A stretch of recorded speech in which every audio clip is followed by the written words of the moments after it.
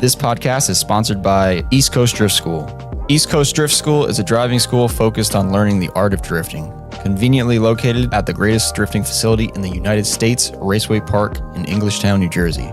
Raceway Park currently has 3 tracks, so you will have a few options to choose from when setting up your lessons. Chris Knapp, who is part of the Raceway Park family, will be your teacher as he guides you through car setup and technique. If you are more of a seasoned driver, East Coast Drift School is also the place where you can get some extra seat time. Chris allows private track time with no instructing as well, so that you can get some test and tune runs in before that big event or competition you have coming up. Instead of spending the night dodging the police with your boys, consider signing up with East Coast Drift School the next time they release their schedule. Chris releases the schedule on the 16th of every month through Instagram. Make sure to check them out, give them a follow, and shoot over a direct message when you are ready to set up a date. You can find them on Instagram at East Coast Drift School. Chase Bays has been a household name in our industry for over 15 years, supplying us with tons of fluid power products such as power steering cooler kits, oil catch cans, engine oil coolers, hydraulic handbrake kits, and of course, their dual piston brake booster delete kits, which fit a wide variety of vehicles. The core values of Chase Bays is function, simplicity, quality, and aesthetic. All of their products are user-friendly and easy to install, while of course looking the part. The quality of their products has only increased over the years, and now with Front Street Drift Club being a sponsored team of Chase Bays, you can guarantee the products are stress tested as well.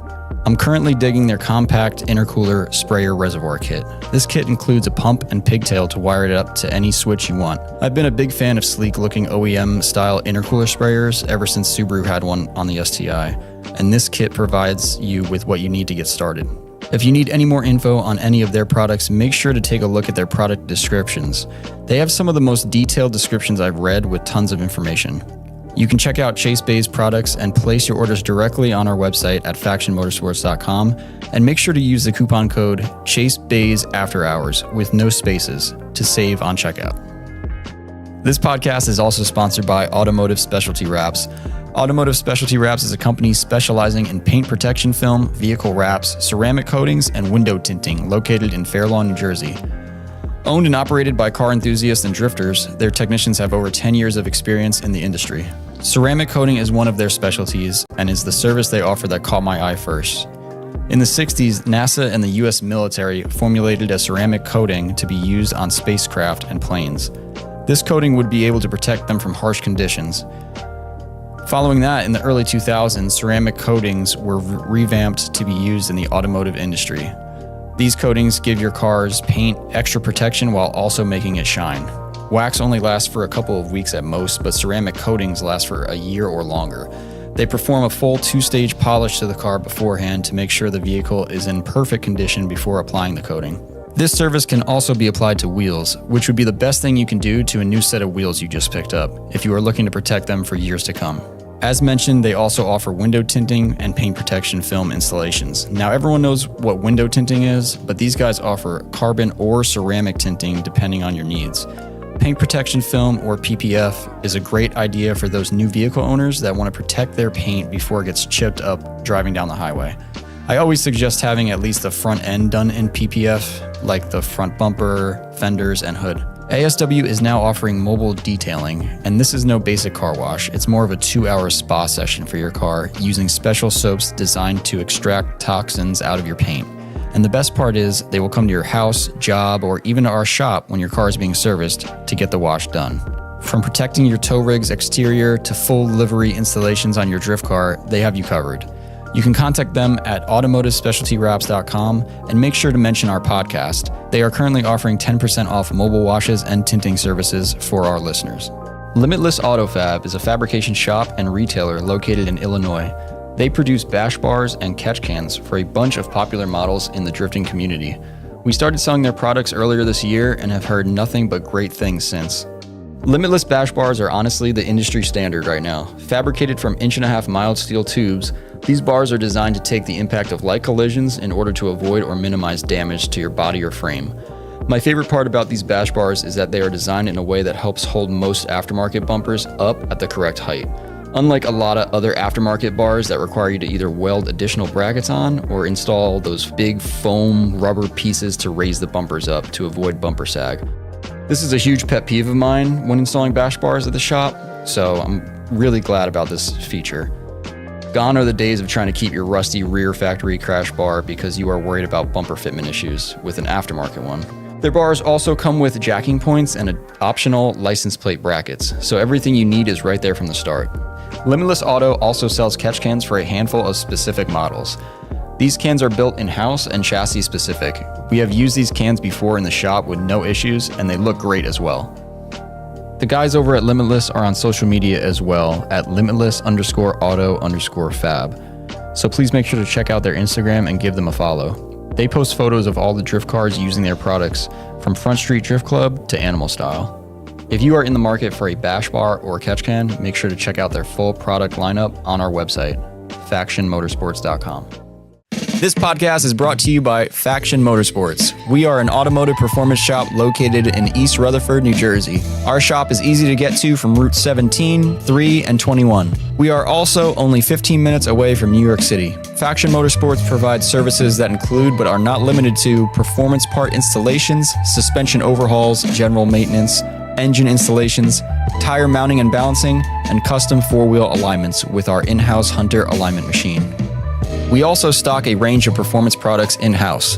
From AN fittings and gaskets to complete body kits, we try to stock as many parts as we can to provide quick shipping times for our website customers and same-day pickup for locals. Make sure to shoot us an email if you are looking to set up an appointment or if you are looking for a part that is not up on our website. Our email is sales@factionmotorsports.com. We are also on Instagram at Faction Motorsports.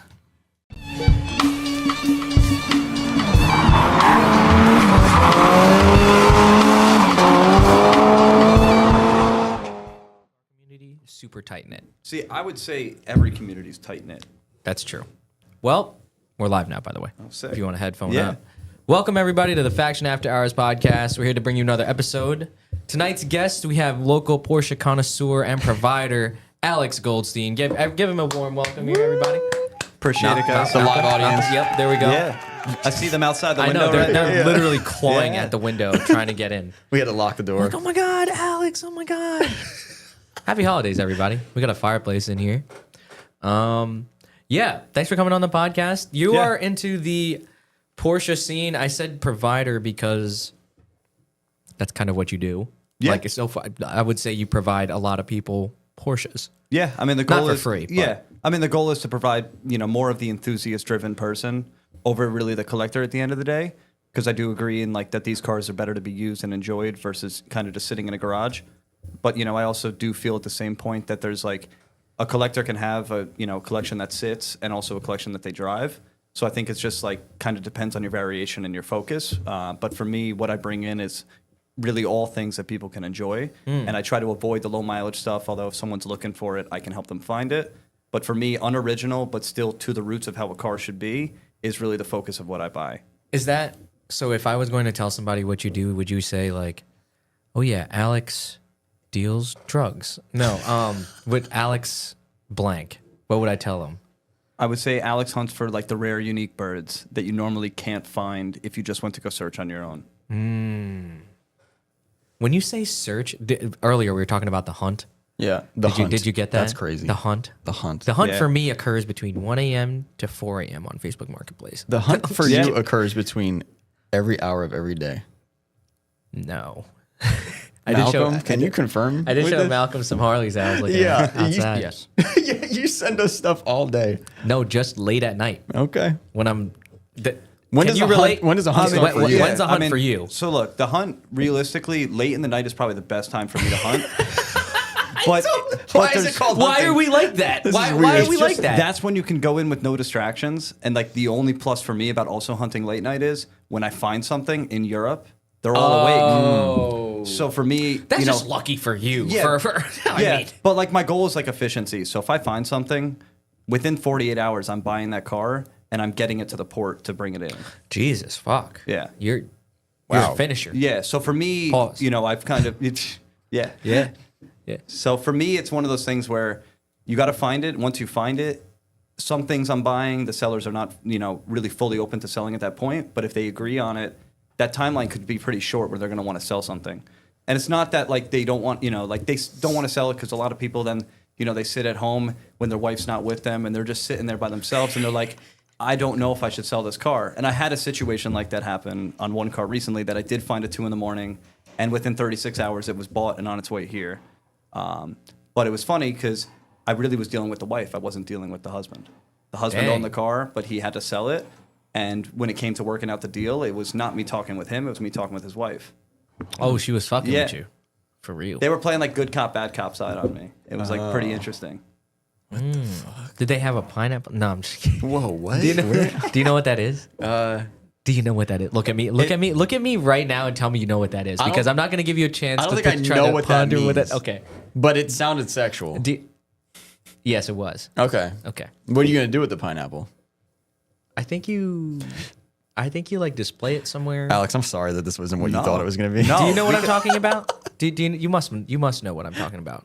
Malcolm does, because he's on Reddit and confirmed he's a Redditor. I understand. See? So Frankie's the only one in the room right now that does not understand. Yeah, the I think it pineapple. means But you if you went swing. back to the episode before this, apparently I'm a Redditor, so I don't know. Yes, you are too. I'm not. You gotta be. I'm not. You know a lot of Apparently things. you are. You know a lot of things. I'm trying to learn. There's a lot of But information. what is the on it. pineapple thing? Tell It's the a class. swinger. It means you're a swinger. Oh, I Yeah. have heard about this. Is that why you were wearing the shirt the other day with the pineapples on it? No. Okay, yeah. So if you have a pineapple, I mean that's like a signal, right? Yeah. Okay. Wow, that's way different than where I thought that was going. Yeah. You ever see that? Think in your head if you've ever seen that. Like, think in No, your I have head. not. You have but not? No. Now he's gonna go hunting for it. Now he Yeah. is. You know? Now it is. He's gonna walk out of his apartment at 1 a.m. Just start walking every floor looking for a pineapple. That's weird.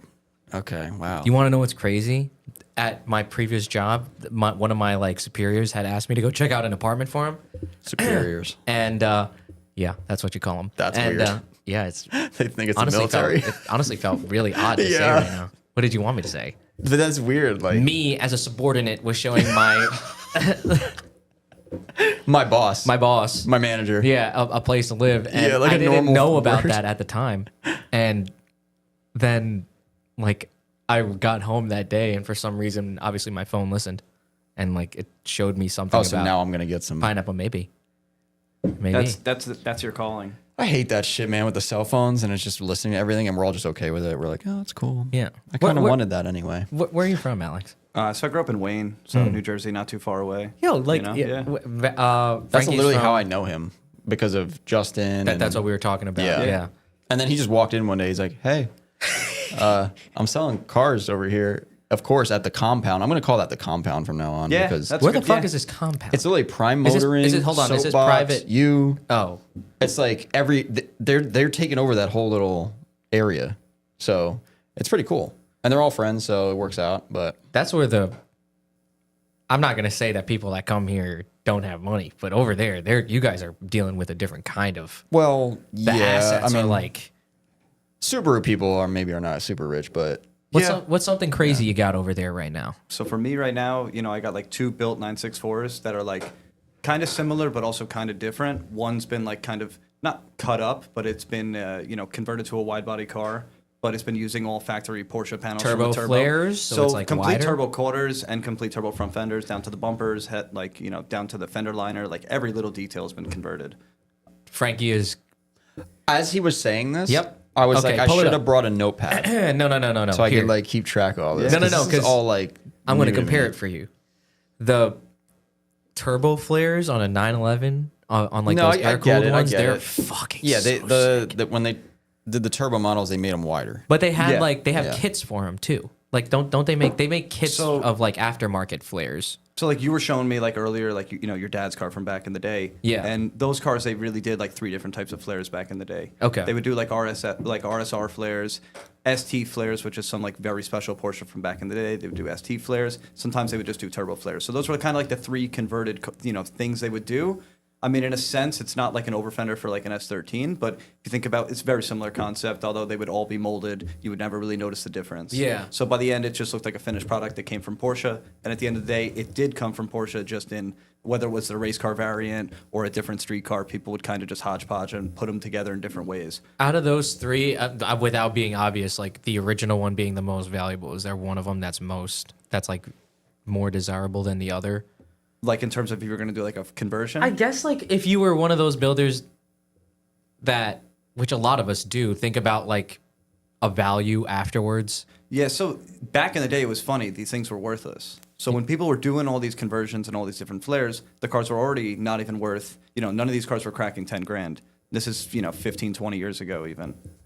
So it was one of those things where kind of making the car your own originality and doing what you wanted was not really a problem. It was just, it didn't really add to value. It didn't really do anything. Versus now, to the right specific buyer, a car that's done up a little bit different with some proper parts is worth more in the market because trying to go build those cars today is very difficult. Yeah. And also, it gets down to like the minor details. Like, there's a lot of replica parts out there that people can use as far as flares. But if you do stuff with the right stuff and you do the right prep work, the cars, you'll never even notice even 10 years later that they were ever really converted. Like the one car I have was done in 2010, and you can't even tell to the slightest bit that the car came factory as a narrow body car. So, but Porsche did that themselves to some of these cars? Yeah, Porsche had different variations with different fenders. Okay. Then over time, as cars would get crashed or people could get OEM panels, because Porsche would sell you could buy quarters back in the day. Now, were they metal quarters? Yeah, they were everything for the most part was metal. Okay. Is the whole chassis made out of what the fuck is the? Because my dad's wasn't like the greatest example. Yeah. But it like didn't have any rot, like crazy rot on it. They're like galvanized bodies. Yeah, so for the that's most what it part, was. like they don't really rust out. The earlier ones, if you went like pre-74, those can be pretty rough right now.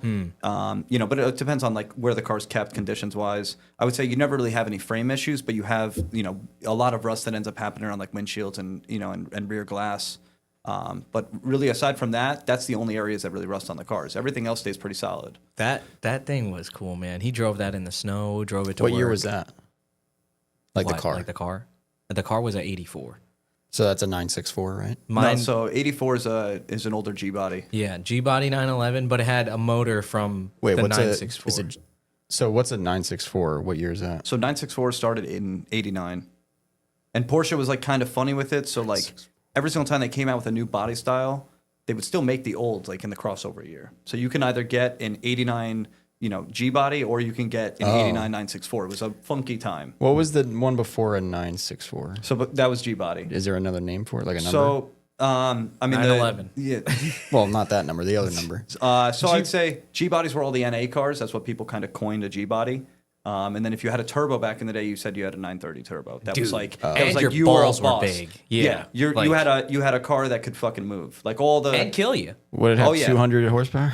No, No. they made like over 3 Really? or like And close to it. it would kill you because it was the spooling matter of it. It was like literally boom turbo technology. Like it would just like spool. And then, Yeah, I just feel like and then you would everything just have before turbo. the 90s was just slow, Yeah, right? I mean slow, but you had a lot of people that started to modify them once the 90s hit, and they started Yeah. to become just wild. Like even like in Japan, all like the all the highway cars, like Yeah. there's a lot of older 930 turbos out there that were built by like TPK and like all like the wild garages out there, and they were fast. So the first turbo 911 was the early 80s? It was actually 70s. Started in like around 76, 75, if I'm right. Okay. What's that big body supercar one?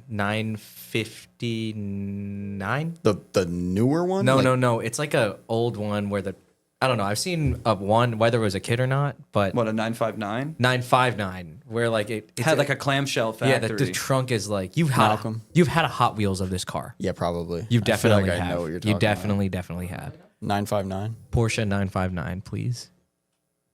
Little please right there. Eh. He's working. That's great. But this thing. So that thing was like this? one of the top speed It's kind of cars. cool looking. Yeah, this thing made power back in the day. Yeah, If I that remember was right. It was like that was around, one like, of the 600. record breaking car right there. And those 600. wheels were light as fuck. Yeah, but that looks like a 90s car, right? So they basically at this point, it's in a sense like a 993 front. So 993 started in like 94 in Europe or 95 here in the States. yeah. There's like no But more but bulge. Yeah. The headlights are the same as a 993. Yeah, that's what it it looks has like. like the similar like if you put this next to a 993, at least in the front nose, and like didn't look at the back, Yeah. you would see a lot of similarity. That photo of this car looks like shit to me. It looks bad, so right? yeah. it's not the most pretty car. It's not. but it's cool because when you see it, you know what it is, and at this Okay. point. Malcolm, what about that? Like, what about that looks good. That one right there, you're hovering over it. Look at that. Yeah, it kind of looks good from the back because Yeah. it looks weird. Like the trunk is obviously longer, right? Yeah, they elongated the whole car out for just like aerodynamic reasons, trying to make it as solid as possible. Oh, so the engine's not like bigger or something? No, so the engine's still a 3.6. It's just wow. It's turbo, so it's gonna make some power. Was this like But- their supercar? Yeah, type? this was their supercar basically back in the day. That kinda got the cool top looking. speed record, I think. What do you think something like this would be worth, Alex? Something like this. I mean, they're well over $1 million right now. Jesus Closer to 2 than 1. These are not numbers But the wild thing is you have companies out there now that are taking these cars and fully restoring them and building them and making them more powerful with more Really? modern technology. So they weren't that rare, I guess? No, they're super rare. And they're But there's just there's modifying them? this is one place in California that's absolutely doing insane builds, but they're keeping them still to like the factory look. So when you look Yeah. at the What's car, the company called? Canepa Motorsports. They're in like Northern California.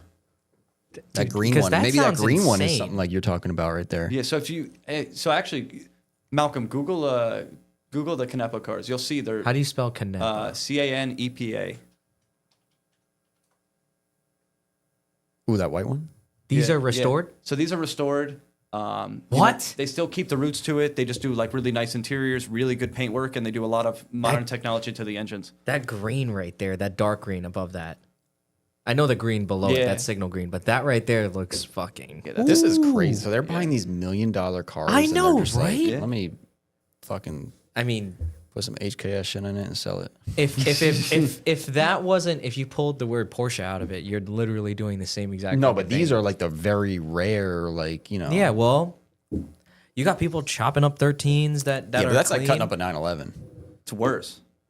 That thing is. To me, I'm not too much more on like the Canepa side of things. I'd more so if I ever had one of these, I would keep it factory. I would just Yeah. keep it, and that's what I would drive around, and I would just be that guy to be Interior like, is "Fuck, cool. this is what I got." dude, you would be know? the guy in your town that would be a hero to all the kids around there. I hope you know that.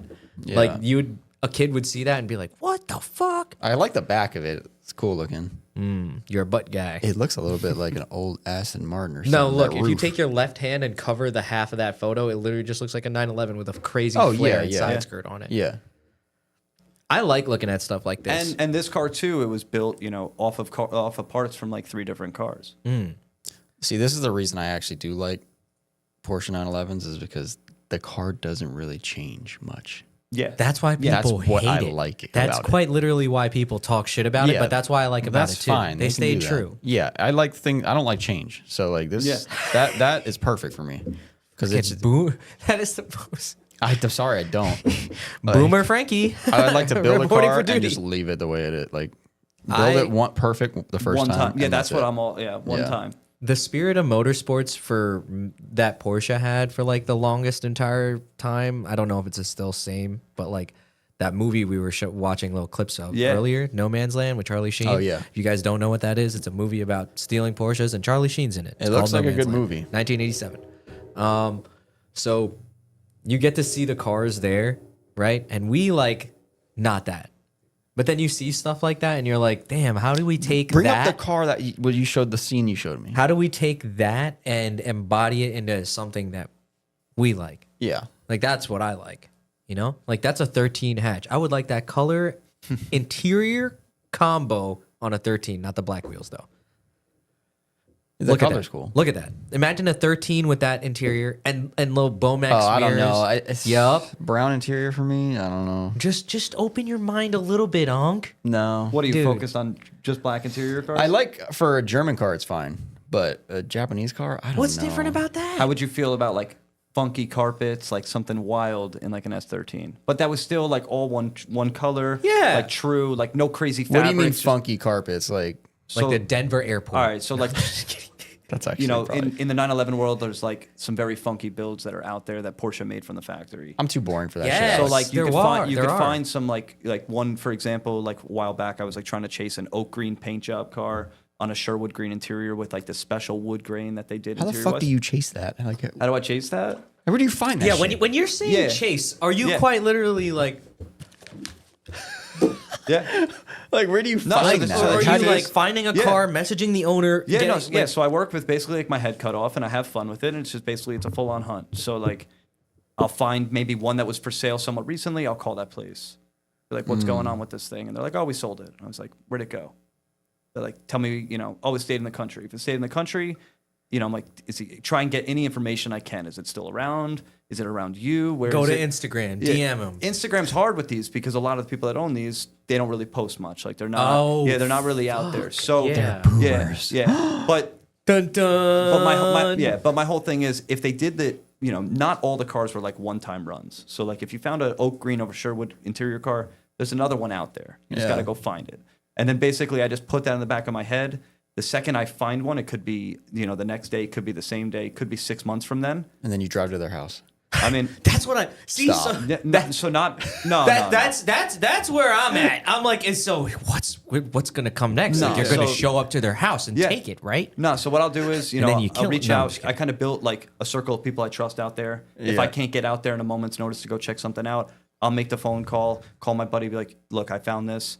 I'm taking care of you to go check it out. You know what my eye is because we've looked at so many cars. So just go. If you tell me it's a good car, the guy's getting the money within 24 hours. You tell him that, like's all good. You go back and pick up the car the next day. Good. How do you come up with an offer? So as far as like, at this point now, I know where the price points really should be on a lot of these cars, especially with the effort that I'm doing to bring them here. So for me, it's more so not always driven by price with these cars. Sometimes it is. If you find like a car at a dealership that's like a funky spec car, you're typically kind of fucked. You're not really going to be able to get something that's going to be like opportunistic. But sometimes if you're chasing for the hunt so bad and you want it, you're going to buy it because of what you feel the value is. And when it gets here, you may make money. You may just sell it for break even. You may even lose. But like for me, sometimes it's bringing in something special that otherwise you could not find. This seems like a passion. I was gonna of say- yours. Totally. No, this whole business basically started full off passion. And now it's become just like passion, obsession, and like very big desires to find special shit. Because you don't even want to own them. You just want to get them here, see them, drive them for a bit, and sell them. Yeah, I mean, that's kind of, it's hard because a lot of things ended up like when I first bought them, I'd be like, I'm going to sell them. Then I get them. I do a road trip out in Europe with it. I fall in love. And I'm like, You mentioned that earlier. Yeah, is I'm that like, I every can't- car yeah. he does this with it. It's Yeah. it's if fire. it's anything super special, I'm flying out, picking it up, finding a way to like have the. But that's fine. Yeah. Because you're still selling it. Do you have a YouTube Yeah. for this stuff? No, so like I don't know, like I always Damn it, Alex. like people have always said to me, they're like, oh, like just when you go out on these trips, bring a camera with you, see what the fuck You happens. really should. And I'm always like, I probably should. I'm just like a little indifferent about it. A lot of times the trips come together like literally in a moment's notice. Like I could leave here tonight, go home, find a car, and I'm on a flight tomorrow. That's Dude. the type of work. That's how I work. When you tell me this little adventure where let's say That you're would be a picking up a good car. video. Let's say you're in Europe, you're picking up a car. It is like another step. But for some reason, everything you're describing to me, and now kind of getting a gauge Yeah. of like who you are, this is the kind of picture or video I see, Alex. Right? Like there's really no like, hey guys, we're picking up a car. Blah blah blah blah blah. No, I feel like Porsche content not like that. See, I was picturing Porsche a vlog, content. Yeah, but- I Porsche mean, no, I mean, content it is would what I'm work. picturing is like Alex is looking at the car, but the camera's just right there, See, and it's a static camera, before and Carl Alex goes- is just looking at the car. He's and going to that's make this it. a movie. Yeah. He's I mean, going to look, need you to bring a And production it's crew. in. foggy, and it's foggy. See? Every time. I mean, with these trips, like nothing is planned. Yeah. So like I get off the plane and I'm winging it right then and there. Perfect. Yeah. I'm thinking vlog style. Yeah, And I'm it would be vlog style because we, like the last trip, for example, like it was car focused. We did a lot of car stuff, but we also had a lot of fun doing other things. Yeah. That kind of it's a change of life from what you can do here in the States as far as like what experiences wise. So it's cool going out somewhere, not having a plan and just being that American, just walking around being like, I don't know where the fuck I'm even at, but like what's going on? Trying to make friends with people at Make gas this stations happen, at like Alex. 4 in Make the this morning. happen. Like And I know you don't want to carry a camera around the whole time. But That's maybe you could why. film some of it. I like the you know. B-roll ones where like nobody's like, yeah, like But it'd be really good for your business too. And if you need someone to edit it, we got Eddie. He would Yeah. definitely do it. So okay. First of all, Eddie just needs volunteering. Shout out Eddie. Eddie needs more work. So Volunteering. he would Eddie. definitely I'm waiting do it. for my Casino Royale video. I have Oh, I yet think to he's still see it. editing that. I saw that. Oh well, it sounds like he doesn't need more work. Well, God I mean, you're damn, that paying shit him? was months ago. God, I think he's looking for payment. I don't know. he's got like I don't know why he's not doing that. like Malcolm, do you know 9 why hot he's not making that video? I think he was doing it the other day. He's just 'Cause caught up in other stuff. Because I think today he was like roaming around. Like well, he wanted to help you out. Maybe have you ever thought of that? Eddie's a helpful guy. he is very helpful, but today he Yeah. was roaming around like he needed something to do. Give Eddie a break. He probably did have something to do. You just were yelling at him. Good cop, bad cop. Just HR, That's how it is. it's HR. You gotta I have. dealt with that literally yesterday with some guy trying to buy a car from me, and he was like all about it. And then the second you hear about someone's wife, you're like, deal's done. You're not buying it. So Yo, that's wait one a of the minute. that's Yeah, one of the that's what signs. happened yesterday to me, and it's always like I've yet to have someone ever consult their wife and ever say yes. I almost Okay. think it's just a cop out. They don't even need to talk to their wives. Yeah. They just use it to basically let them gather their thoughts overnight, and then they wake up and they're always going to have a different thought. Yeah, I mean that would be an easy cop out. Oh, let me talk to the wife. Yeah. Oh, she said no. Yeah, that is I easy. actually now came to my senses. Yeah. And now Yeah. I'm gonna blame it on my wife. I had another question about. So you go to Europe to get these cars. Well, there's two questions here. Yeah. No, you can Why? only have one. First of all, why do you go there to get the cars? So for me, the other side of the hunt is like that some of these cars are a very like intimate buying experience. So some of these people may have owned the cars for 10 plus years. They've been track cars of theirs. You know, they've taken them on long road trips. They've had experiences with their family. There's all different variables to every car. And with the Porsche community, at least from what I've learned, is these owners care about where their cars go. They care about the history. They want to know that something's either safe. So for me, a lot of the So stuff. it's like the opposite of S chassis owners. Yeah, I mean, depending. If They I will mean, sell that no. to anyone. what about like those really rare birds that are like the one owner cars that have just been sitting for a long That's time? what I was saying. Yeah, Like, it's just a different caliber. Of No, shit. they don't even care. Like They don't give a like, shit. All right, you've probably had the experience where like I would say this is like a rare bird. You find like a stock S13 Yeah. in the mall parking lot. We've seen that happen. Yeah. Well, someone brought one recently. Yeah. Are you the type of person that if you saw that and saw the owner, would you go up and say something to them and not trying to buy it, but just trying to basically be like, this is the coolest thing I've seen all day, all week, the last 6 months? Because sometimes with me, when I see a car out in the middle of nowhere in Europe or something, I freak out. I just lose my mind. See, for there's like the- 5 minutes. Wah! See, Just Yeah, fucking yeah. start My going nuts. buddies on the trip that I'm with are just like, "What the fuck are you doing right now?" And I'm just like, "Look, like we're in some random country, not random country, some random town in Estonia right now. Why is this 911 just sitting here?" Like, So right when you said that, my first thought went to I would go and try to buy it from that person. yeah, okay, Because I Yeah. would try to put it in a garage somewhere and save it. yeah, But see, this is where you guys are different. So that He's a gonna keep it takeover for kid, him. So Yeah. a takeover kid Which- wouldn't go get it and no. total Which it. if I is what I'm found no, but if I found Yeah. something like that, there's stuff I keep. That not everything's for sale at the end of the day. There's things that I'll keep. That's true. I have. do like, you keep these cars? I feel like you don't have any of these cars. Do you have like your own? You have like So do you I have like have- 3911s in it over there? So over there right now, I got like inside the space right now. I got what's that? Are you allowed to disclose this? You want to disclose this information? Is all this- right. All right. Yeah, You got a good it's all security right. system and all that. Yeah, Like, yeah. I mean, look. At the end of the day, 911s They're are all my insured. business. 911s Yeah, are my yeah. business. So like, Yeah. I'm a big believer that you can't sell something you don't own yourself. okay. And if you I- own I- it, it I doesn't like mean that, doesn't yeah. mean in the moment that you have to own it. I try to keep it that way, so I always keep basically like my personal stable will always have a 964 in it. Will always have a 993 in it. We'll try to always have a GT3 Oh, okay, with so some you- variation in it. you So I do try have to Which you cars. do have. yeah, which I do have. Fire. Yeah. You're the first person, now friend, that I know that has a GT3. So I have really? it. I'm Bro, he has yeah. a GT3, like a dot two? Yeah, Dot- but 997.2. But it's a bit of a fortunate but unfortunate story Oh. in the sense of that I just don't drive it. Oh. Well, that's a personal choice. Yeah, it's a personal choice. It is a personal choice. But is there anything bad? Like you It's acquired it perfect in a car, it's bad got- way? No, I acquired it, that was the first Porsche I ever bought. Was my 2010 Guards Red GT3. The fucking GT3 Yeah. was number one? Yeah, it was number one. What And the Yeah, fuck? it was number one, and it happened in like a very like That just, like a Boxster? no, it was or like a no, Ew, it was a ew. crazy no. It was a crazy situation where there was a collector that I was friendly with, and we would talk all the time on Instagram. Never met in person, never had his phone number, and he has a lot of cars at the time, and I was just like, we'd always shoot the shit, and I always told him I was like, I'm gonna get a Porsche one day, like I want one, like soon, but I don't know what the fuck I want. Then I did like a little bit of research. I was like, a GT3 makes sense. At the time, the pricings was not where they were like right now. Yeah. And he was a big collector, and he kind of just he goes. Sorry, he was like, a GT3 Yeah. makes sense is a wild ass yeah, statement. yeah. Well, it's Like, the coolest one, right? What? So- Yeah. Gabe Correa and Hector are somewhere punching the air really hard. Wait, GT3. That is the NA one or the That's turbo the NA. one? So Okay. the one I ended up buying. GT2 is the GT2 is the Turbo. turboed one. Okay. Yeah, those are Dude, the Gabe, Widowmaker. Gabe and Hector love GT3s. I like GT3s. Yeah. No, but specifically GT3, and that's why Gabe's in school, so Hector can get a GT3. Yeah. That's his return on But investment. on Gabe. GT2s are like GT2s are wild. That's on my hit list to eventually buy. Are they more desirable? So it's funny. I would almost say they're least desirable. They're worth a lot in terms of like they're worth more. Oh. But I would say if you talk to people and they're like, "What are you looking for?"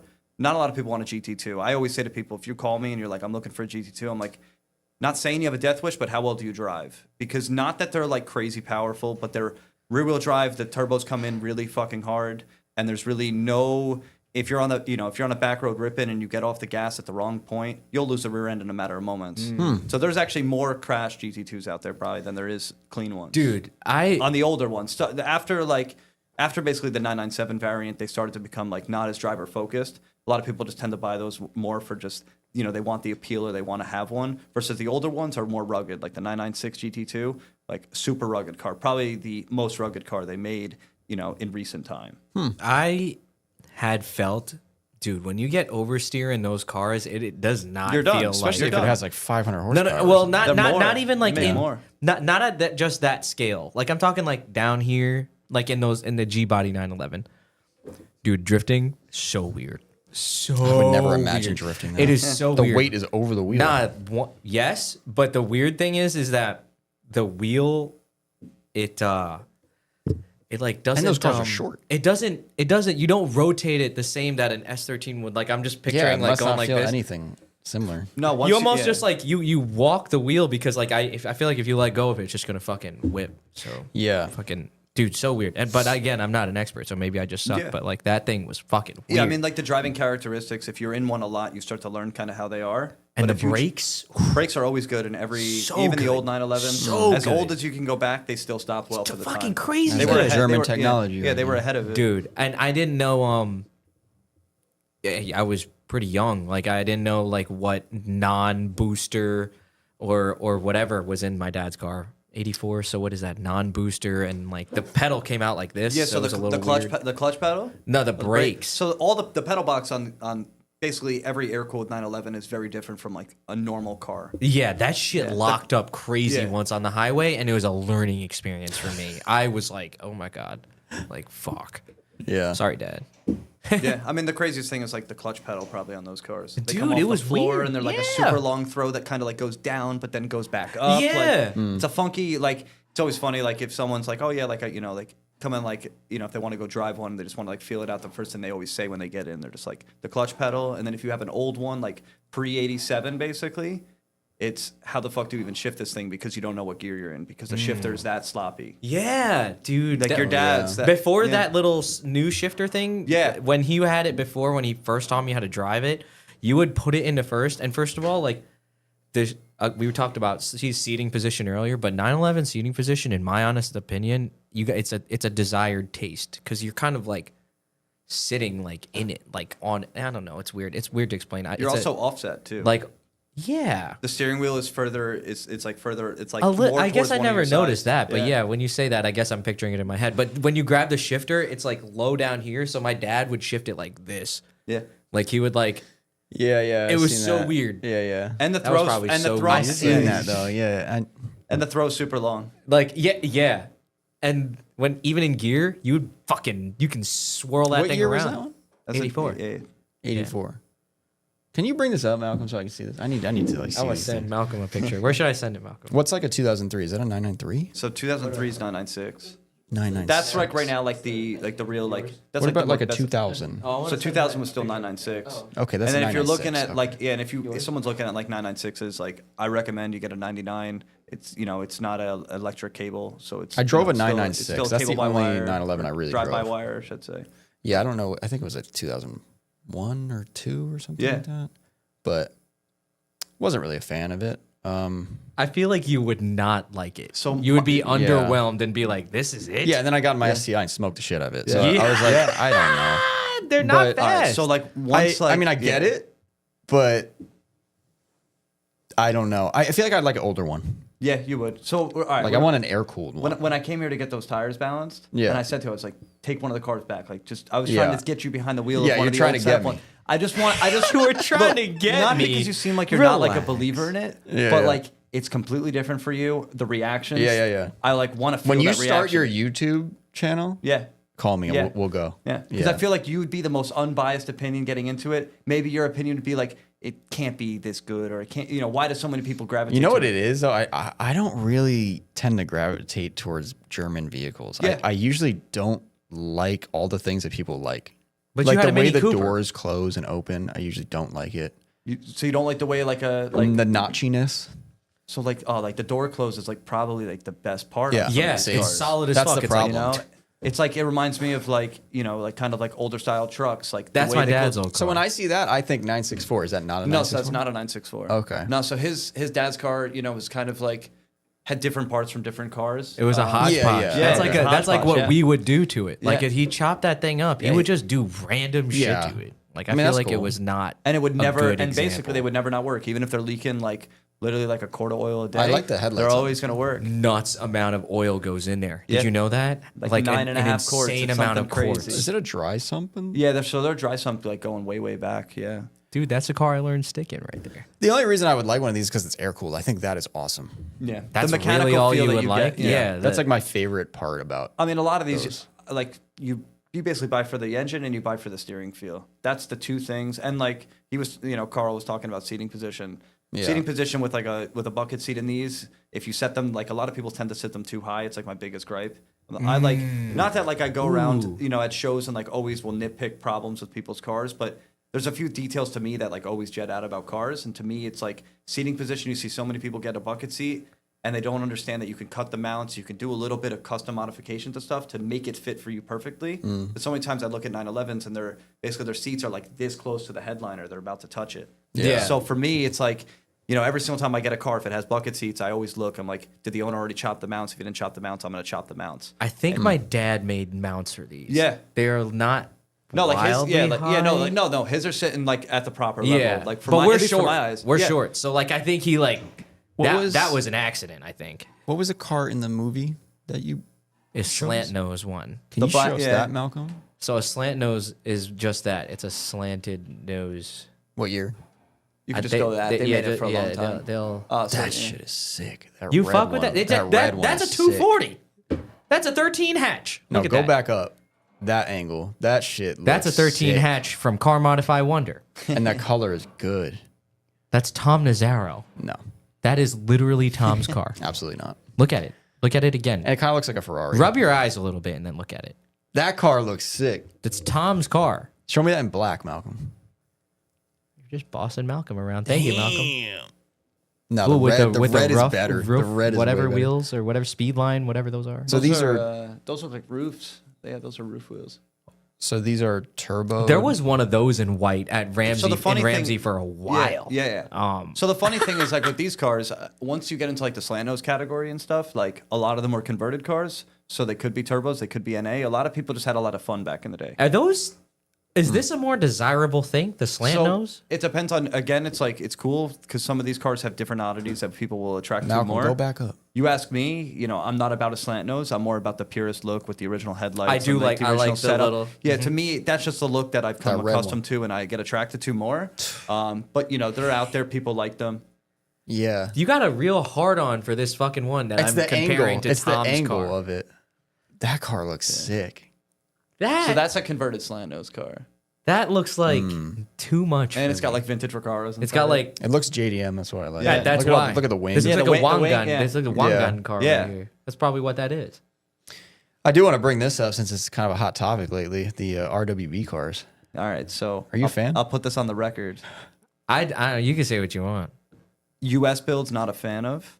Old Japanese race builds that Nakai That- did back in the day. Okay. I can get down with. Okay. Those I like. For But, me, it's just basically, is it a stance car or not? it's If more it's so. not, then we're good. Yeah, I mean, Because that's what I've seen with the American cars. They've been It's like what they do with it though. Like what are they doing with it? like lately. It's just like, oh, I got a 911 and it's on bags and it has big wheels. Cut it up and make it RWB. And then you're like, well, what are you gonna do with it? my dad. yeah. I mean, hates that I stuff. would say the only positive I would say to like the U.S. RWB scene is they've really built like a solid community. The people that that buy them, it's become more of like a social thing in that own, like they're in their own group in a sense. Like, would I ever have crossover with a lot of the the U.S. build guys? No, and I'm pretty like straightforward to people when I talk about it. even to their, even to an owner's face at the end of the day, I'm like, look, it's a nice, I appreciate it, cool. But it's not something that I'm going to go home and be like, this shit was sick. I'm never going to think about it again. It's just in the moment I'll look at it and, some stuff is cool, like some details, but a lot of times the US builds are just missing that raw factor that when I look at like the Japanese RWB builds, they're proper cars. I also like that, dude, they raced them at Tsukuba. Like, they had a little class of them. Yeah, that shit's sick. Like, that is dope. And I like how they look. I like the wing and everything. I think it's sick. Yeah, I like how they look. They're crazy. They look crazy. No, they have a presence on the road that's like unmatched at the end of the day.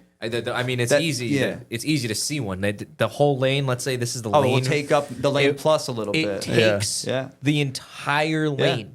I do find it a little funny though. Like you have a fucking NA 964 and you have this car that looks like it should be Okay. So boosted it's and- honestly, my gripe isn't even that summer NA. My gripe is just that, and the big thing people like to say is they're like, okay, I just did the kit. I'm worried about the engine later. I always say to people, No. I'm like, no, you worry about not with that kid. No, you worry about the engine first. First. The Yeah. engine, I mean, both are equally expensive. I mean, for Nakai to come here, I don't think it's cheap by any means. I don't know exactly how much it is, but it's definitely expensive. And to build a Porsche engine in today's time, it's expensive. If you want to go make power on an NA setup, and by power, I mean you're not really cracking like much power out of it. Like 250. No, so like on like a 964, like I have one right now that's an NA 3.8 build. So from a 3.6, it's built out to a stroker. 3.8. Yeah. Yeah. And it makes one makes 290 wheel horsepower, 275 foot-pounds Fuck of yeah, torque. that thing's probably so rowdy But sounding. then I have another one Oh, that, okay. Again, dyno sheets, people could talk about dyno sheets forever and say, like, are they right? Are they not? It depends on the dyno it's on. European dynos tend to be like a little bit, I would say, like, they inflate the numbers a little bit. And it says kilowatt. What is a kilowatt? Yeah, the What torque. fuck- The torque numbers are weird. horsepower, brother. No, so they do horsepower, but it's the torque that's some different way. And I always go What to is the the conversion torque table. Oh, I forget that. What is a kilowatt? I forget what it is. Maybe not where you're doing the business, Yeah. but you know what I'm talking about, right? The KW. Yeah. What is? I don't know what that is. So I'm like, God, damn, that's a pretty high number. Or when it says PS. Yeah, so What does the PS PS, mean? that's the torque number. What is it? Ah, shit. I thought that was the horsepower No, number. so horsepower is horsepower, but they do some weird. Yeah. God damn it. So what was the I got a number lot of to this? learn. So the number on that car is 330 wheel out of a Bullshit. 3.8. No, I'm kidding. Which is Wheel? no, like I really don't So know. look, NA as well? NA as well. I talked to the guy that tuned the car. We've had a lot of conversation. At the end of the day, they tune with a little bit better gas out there. Oh, so okay. they get like You said 380? no 330. 330. Okay. No. I need Malcolm to try. PS. Malcolm, can PS you- is for horsepower. Malcolm, but it's can the you same, say what that word says? PS stands for Sverdardsk. For this start. Sverdardsk, a German word that translates to horse strength. Horse strength. That was awesome. Okay. Malcolm. We didn't need a horse, but all right. No. The German I think we language is needed tough. that. The German language is tough. Yeah. I think he did a good job. Do you know it? Do you know No, it? I don't know it, but Google Translate helps a lot when Yeah. I need it. Or honestly, I lean on the people in Germany that I'm friends with to be like, hey, like, can you get on the phone and help with this because we're fucked right now. Yeah, Like, yeah. The seller doesn't know what I mean. Like, Look at Malcolm. Horse. Oh, he's gonna try to Yeah. find someone. Let's see. I think you could have just Up top, you pressed just hit the that. little Google audio. Translate, yeah, there? Google Translate. You could just click the button and it will speak it for you. Yeah, just rewind. That's crazy. Hit the rewind. Okay, go back again. Yeah. To the and then that word translate and then read it. Here we go. Pferdestärke. You were very Oh, wrong. you were so No, he was pretty You close. were very wrong. No, I was way Pferdestärke. You know my name's Carl with a Pferdestärke. K, right? Yeah. Come on. Chill out. So, Germany, I hear, is a beautiful place. Could you confirm or deny? I would say it's a nice place. Food is probably the worst country of anywhere I've been Really? to. What? You don't Yeah. fuck with schnitzel? That must No, mean I it's don't know. probably So healthy. so I don't like schnitzel. What? Yeah, I don't like That's schnitzel. I Yeah. love it. I don't Yeah. know. I Yeah. fuck with it. Yeah, Just no, I schnitzel. fuck No, with I remember we were at back in March. I was out there with my buddy, and like the first thing he went for, we were like at a spot, and he's like, "I'm gonna get schnitzel," and I looked at him. I said, "I don't even want to eat here." I said, "I gotta go somewhere else." The only positive is they got. What do really- you eat? Hold on. Here we go. Hold on. What, in do we general, eat? what do I eat? Yeah, I guess. So I mean, get a in gauge general, for I who eat you more are, of like yeah. an Asian diet more than anything. So for What? me, yeah. Rice every day? Yeah, I'd have rice okay, every day if I Okay, could, okay. yeah. I fuck with you. I rice. fuck with you. Dumpling, sushi, Chinese, it all rotates. Okay, but you know? you're importing European cars. Yeah. So when I go out there, and aside from like, your German food out there, a lot of like doners huge. So like kebabs or gyros, that's a huge thing out Sounds there. good. Ooh, yeah. McDonald's is really good in Germany. We should probably stop talking about this. Yeah. I'm gonna get very hungry. What's at McDonald's in Germany that you can't get here? Shut up, Frankie. I need to hear about They that. got different sauces. Sauces? They got, yeah. That's what you're going to bring up to me right now? Not like a limited edition Big Mac? No, so or like something like they that? got different stuff too. Like they'll And have, what the meat quality is? it's better. It You is? Can, yeah, you can get like snack wraps still out there. You can get different stuff. Oh, you. See, I went to Japan and I had McDonald's. I had everything on the menu, so I don't want to hear anything from anyone. And No one was, not you guys. No one was pressing you And, about anything. I'm gonna go with America's way better than that. Yeah. What? I'm gonna say that's probably way healthier for you, Yeah. but that's why it's also way worse. Not Germany. What did you miss? Everything. I mean, Just the that nuggets, little- the that nuggets little- don't taste as poison, so they don't taste as good. You're missing the gristle? I'm What are you missing the poison. That's what it is. I don't know what it is, but the Sometimes food you here want tastes the poison. Good. Yeah, I guess. Like I don't actually want it. We I all hope, want I a little hope bit of fucking- No, but you're driving down the highway and you look in your corner and you're like, shit, you see like a Taco Bell, a Wendy's, a Burger King.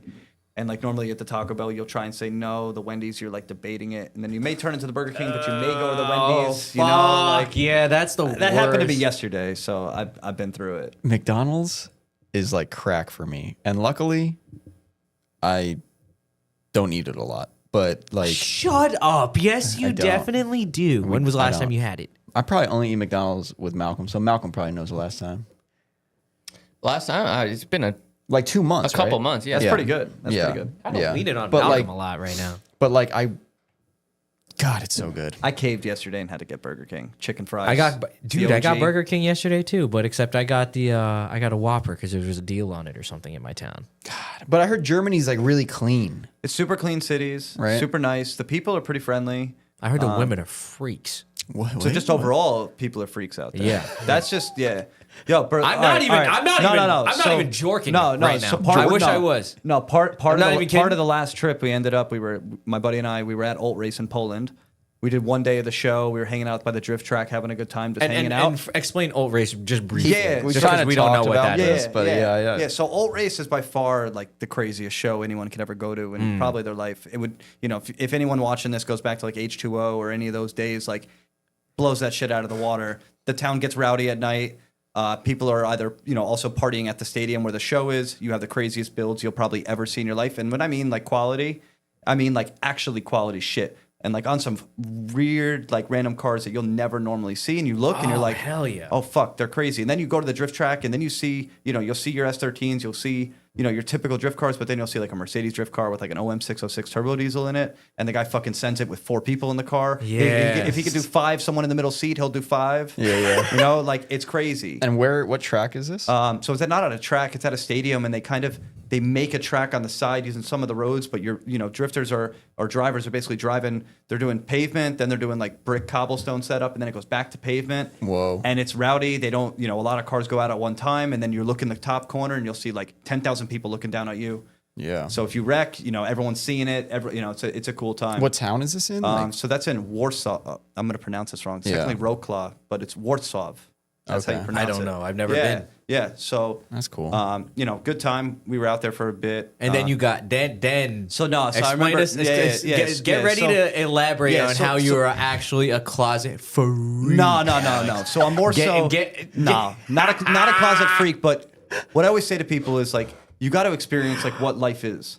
And like when you're in some it already. and when you're in some places that you normally will never be to. fuck No. did you do? What No. did you I didn't do do, anything bro? crazy. No. What did you I do? did nothing crazy. No, my buddy and I basically we were at Alt Race. We had a really good first day there, but at the end of the day, there was just so many people that we couldn't even look at the cars anymore and enjoy that. And we looked at each other and we're like, the show's going to be the same tomorrow. The drifting's going to be the same tomorrow. And we're like, we did a 3,500 kilometer road trip over 5 days. We were driving like maniacs. And I looked at him. I said, Berlin's a crazy party scene. Yeah. I was like, do you want to go? And he was like, I was waiting for you to say this. He's like, That's me. And not in And the you're sense, him right there in that instance. And not Yeah. in the sense of going there and partying and being a part of the madness. More so, just seeing it firsthand. Because I'm not a big partier. I don't really club much. But for me, if you look up club scenes, you look up anything. Berlin is in a world of its own as far as like what goes on there. And you just hear stories because when you go into these clubs, your phones are covered. They put stickers on both sides. You can't you're in there and you're in your own private world with that's the people cool. that are there. Yeah, so it's So if you think that's cool, you may actually have fun in Berlin, just going and just hanging out. And you party there. You don't get to the clubs till 2 a.m. And when you go, people typically stay for the whole weekend, so they're not leaving.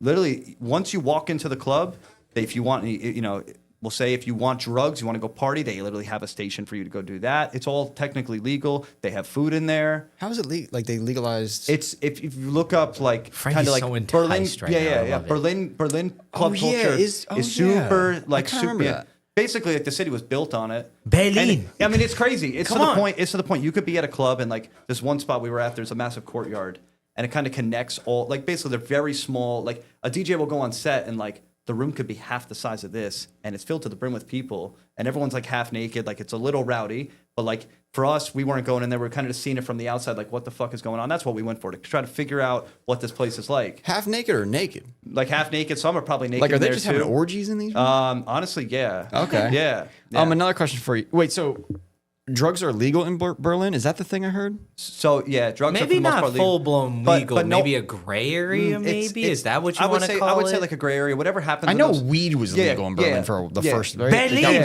Yeah. But whatever happens in those clubs, they're kind of allowed to just run on their own and do it. But what's wild is like the city's been building up over the years. So these clubs all started out kind of annex places and like warehouses and shit. Yeah, but now it's kind of like, okay, you could be at the club and you could walk into their courtyard and then look across the street, like literally like just 20 feet away, and it's an apartment building, and you could look up and be like, oh, like that person's like in their bathroom right now. Like it's like very weird how like the city has kind of grown around the culture, but the culture still hasn't been kicked out yet. So it's You've a very seen some things. Bro. yeah. I mean, that was seeing some shit, and then also when we drove through like Estonia and Latvia at like middle of the night with no cell service because Verizon had an outage while we were out there. Oh, great, convenient. Yeah, we were coming from Finland into I believe we were in Estonia or Latvia at that time, or Lithuania. No, it was Lithuania or Estonia. Where I else? can't remember. What other countries did you go to? So out there, I've been. The last road trip was Finland, Latvia, Lithuania, Estonia, Poland, Germany, Belgium. Was there a hot spot where you were like, I'm gonna look over there because there's a lot of G bodies over here, No, so or I'm gonna that look over whole here? trip, There yeah, was- that whole looking trip, at yeah. sales data from back in the day, Nah. like there's a lot of fucking 911 sold in this area. I need to go Yeah. here. No, so that trip started because there was a really funky, wild 964 that I found in Finland. And when I found the build and like looked it up, I was like, damn, this guy built a fucking really special car. I don't want to just pay for it and just have it shipped here. I want to go meet the guy, and I want to go on a massive road trip in some countries I'll never normally go to with no plan. What was special about it? What drew you to it? The car? Yeah. Could we see this car in here, or is that impossible? Is it on your Instagram? Yeah, it's on my Instagram, yeah. What color is it? So Malcolm can Yeah, maybe it's glaze quickly, yeah. or maybe you could put it up right here. Damn, he had that shit up there fast. Yeah, for real. He like had it ready to go. Yeah, That was good. All right, so Malcolm. scroll down like one bar because I just posted it for sale. Shout out somebody buy that thing. The one on the bottom right. Oh, so it's still for sale right now? Yeah, still for sale right now. Yeah, I got a couple people on This it, is but- the road trip car. This was the road trip car, yeah. Yeah. And when I bought this shit, the owner was like, yeah, I've never really driven it further than like 200 kilometers from home. I was like, well, just know where this thing's going. And I told him the plan, and he was like, he was a mechanic, so he's like, I'll make sure it works. And I was like, please make sure it works. Yeah. Wow, that's actually yeah. really. Yeah, we drove 3,500 kilometers over 5 days, had a little bit of track time with it, didn't do anything too crazy, but got it out on the Nürburgring for a little bit. That's cool. Do you know who that person is right there who commented "do work" on the bottom? Yeah. I've followed him for mad long because he had a Volkswagen, a Rabbit for. Yeah. Wow, I had an Audi. Yeah, B5. shout out Jason. That's his name. Yeah, I never Jason. even knew his Yeah. name. I've just been following him for fucking like 8 No, years. he's got quality 9 taste. years. He's got 10 quality years. taste. You see his Never met him. You see his CRX build? I think I might have recently. He does some, he's like a funky guy. He likes different Disconnected builds. from Yeah, his and he page, but yeah. So what exactly is a 964 RS38? Is that how So it all right, comes? so this car is, if it was an RS 3.8, it would be wild. It's a tribute car that basically just goes to it with all factory stuff. And the engine build is basically to mirror image the factory car. The factory car is worth like $1.2 million at a minimum right now. Okay. So that car's basically impossible to get. So it's a bigger motor, and what's the RS is like stripped version or something? So the RS 3.8 was basically like it was built motor, stripped down, full cage, basically like a race car. yeah. And they made And that wing- that thing that looks wing comes on amazing. it. Yeah, What the fuck? Look at how wide that big guy. yeah, but this car, between the build, the color, like everything was Yeah, just right the about color, it. oh. And it was all factory, like the color was that car originally. So So that's would a it- PTS. No, Is so that back what in the that day, is? this was just there's certain colors that were like just undesired by the world at the time. Wow. This was this an looks- undesired This color. was actually, so it was a part of the original catalog in like 1990. You could just go in and order a velvet red car, but a lot of people ended up not doing it. So you don't really see this color as often as like honestly you should. You see a lot more of just like their bright red color that they call guards red. That Yeah, looks that color's ugly. fantastic. Wow. Yeah, this one's nice. So Yeah. so would this be considered like a turbo body? Yeah, so this is a complete turbo body converted. So using all factory parts. Because that's what they would sell. funny, just the turbo body. I think I say everything funny, Carl. Yeah, I do. So- I do. So when they sold this car, it was basically a turbo body car with an NA 3.8. So in it it. started out as a narrow body C2. So, But I'm saying when the real one. oh, not the real one. tribute. Yeah, the real one. They basically did a naturally aspirated motor with a turbo look factory. Okay. Yeah. God damn. But then they stripped it out, gutted it, made it a wild, rowdy that's race cool. car. Yeah. So this is like me putting a 180 SX window on my car. It's a tribute. Damn, Yeah. that looks. Yeah, Honestly, the color is just hitting so. But like, what's freaking cool hard. is what jetted out to me just about this car was special build motor. Motor makes a good amount of power. It's very usable. Yeah. And the car's friendly to take on road trips. And I mean, not that It's not got that a radio in there. No, so this car, Yeah, this car we did Bluetooth the full speak- yeah. 3,500 kilometer road trip with a full radio delete. Yeah. We had working AC, so that was nice. Oh, wow. Oh, that's kind of sick. that's Yeah, kinda- the that's car came with bougie no for this car. the car came with no AC from the factory. Yeah. But the previous owner was like such a maniac. He took a factory AC unit, found a way to put it back in the car, and it functions well. Wow. That's so weird. That my dad's car also had AC. Actually, now that I think about it, but yet I feel like it didn't look like it would have it. Like that's fucking weird. Yeah. Huh? Yeah. So it had it had AC, no radio, and we had no cell service for like 8 hours of the drive, which was probably the sketchiest drive I'll probably ever do. Hey, but you have a 911, so like Yeah. you're kind of set. That's cool, man. You're cool. You're cooling. So do you like older cars in this, or do you focus on cars? So like my, I would say like where my attraction goes the most is stuff from the 90s. Oh, okay. Yeah, anything kind of older, I start to lose touch with it, but I lose touch with it from like my perspective of what I like, but also from like the driving perspective. The older ones take a lot to make really good. These cars, although like this car is very rowdy and it's probably as far as you can go and still keep it like a factory looking car. The older cars require a lot more love to make fun to drive, but you can buy a stock 964. You could do a couple mods to the car and it will completely change the characteristics without really going too far. The car's still just as reliable as it was. What do I got at home for one of these? I think I have like tension rods. What? Like my dad just gave me his bin of shit, car shit, and he was like, "Just take this. I got nowhere to do with it." I think I'd have tension rods for one of these. I'm gonna try to get my dad to listen to That this episode. color and is- He likes the older ones. Yeah. So he likes like 60s, maybe 70s, but I think he likes 60s 911s. And That I'm like, those are color is old. talking. Yeah. Do you see that velvet I red like it, metallic? yeah. Imagine Lexus IS300 Okay. in that motherfucking colorway. Not an orange amber corner on that thing. They're all clear. Yeah. You see what I'm doing, Frankie? No, I I am like learning here. Yeah. Okay. I'm learning a lot. Yeah, and the cool thing Yeah. is like with this car too, like it's kind of like a bunch of parts from different 911s. Like the brakes are from a 996 turbo, so they're from off a 2004. So then it makes it serviceable, kinda. Not Yeah, kinda, no, but like getting I the mean, parts like is- you can order. Yeah, no, getting the parts is super easy. And the thing I like about Porsche is like the older stuff is easy to fit on the old, or the newer stuff is easier to fit on old cars. It's not really like too much of a problem. A lot of stuff just That's ends up kinda bolting sick. straight up. Yeah, that's cool. So it allows you to kind of, you can modernize a car but still keep the roots to what it was. Give me an example of what an easy bolt-on upgrade that's new right now. Brakes, I guess. So like brakes those? is easy, but even to the engines, they bolt like what your dad Yeah, had. that swap Yeah, I mean, was you could easy. swap It it was- right away, and you're making way more horsepower and with a way more reliable motor in a car that's really light. So you make something, but it's still in the terms of like going to sell that car, it doesn't really affect the value. To the right person, they're going to pay more, and there's so many people looking for a Porsche right now that everyone's tastes are different. So Now, okay. Fast forwarding up a little bit, that I would drive right now that I would like is a newer one that's a hodgepodge of stuff. Is if you took a Cayman like a 987.1, so like the round one Yeah. still, and then you took the 911 engine and put it in that. I think that's a thing though. So the newer ones, they started putting the 4 liters in like a newer like Spider, or you can get it in like the newer ones. And the older stuff, no one's really doing it. They did do 6 cylinders back in the day, or like like Chelsea Denofa's got like his turbo setup one that he's been drifting with recently. Yeah, but But I'm talking like just to drive. I wouldn't Yeah. want the no. I saw a video of that, and seeing that drift is so wild. Do you ever see it? It looks saw so it, yeah, I think. effortless, like just going. Now, is that rear engine? No, it's mid engine. That's mid-engine. Okay. There's an old 993 GT2 that was a race car that somebody converted to a drift car in Japan and drove it. There's videos out there of that thing. That's like the only rear engine thing I've like ever seen rip around.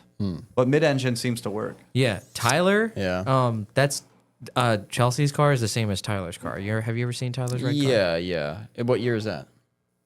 14, I think. Yeah. 15. I'm one of those people that like if it's not 911, I don't look at it. So that's how I was for a while. But You would think. Okay, Magnus. You would think I would be a Porsche guy, but I really am not. But Yeah. like if it's not 911, I'm just like, I mean, I just had the yellow one here. That was a different Porsche. Yeah. See, I didn't really look at it. Yeah. No, I was building shit. But Yeah. yeah, I, like to me, I'm just like, it's not 911. Then See, but that gives you the feel of like a lot of like your Japanese stuff that you'd like that car. That car, it's a You gotta four-cylinder. open. You gotta force Yeah, it. Yeah, I'd have to, like- You have to drive it. yeah. You gotta force it a little bit, and then he will get it.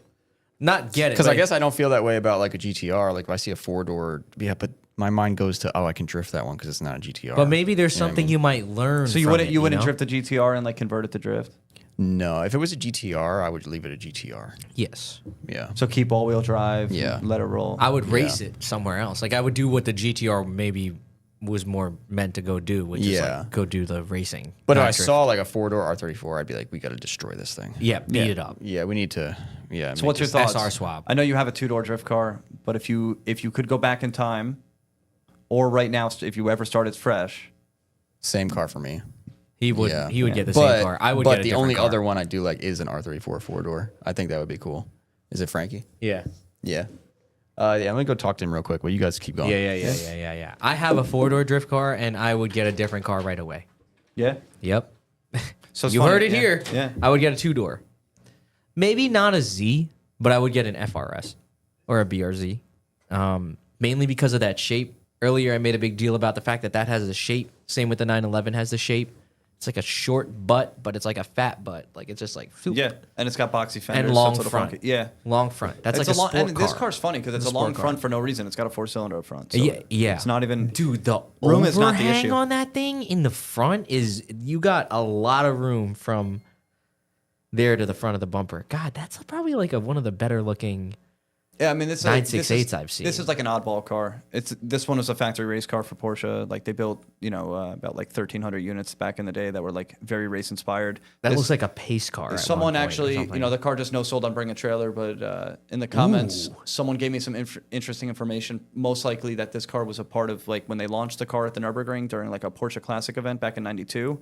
This was one of the 3 cars that was ripped around the Nürburgring. We don't know 100%, but it's cool that a lot of these cars, have Porsche history because this is, aside from like That is sick. yeah, the wheels are changed. It's got a different exhaust, but everything else on the car is the factory look, the way it came, the seats are original. Like, That thing is fucking next level clean, and I'm sure that's just like a little example of what you fucking got. yeah, I mean, this was one of those just like some cars are hit list cars that I don't really. God damn it! plan I to can't. buy. I can't look at the headlights. Malcolm, next photo. Next they photo. pop Next up, photo. Next yeah. photo. Next photo. I never It's really try to so put them odd. up. Yeah. It's so odd to me. They It's pop cool, up though. like that. It's Like, cool though. You flip the switch and you just watch them go, and you hear, you just see them pop up. Dude, it's so odd. When I first saw one do it, I was like, Yeah, and then when you rip in like any back rows with them up, you just feel like you're way back in time. It's actually pretty cool when you're Yeah. driving at night, but I don't like the way they look when they're up.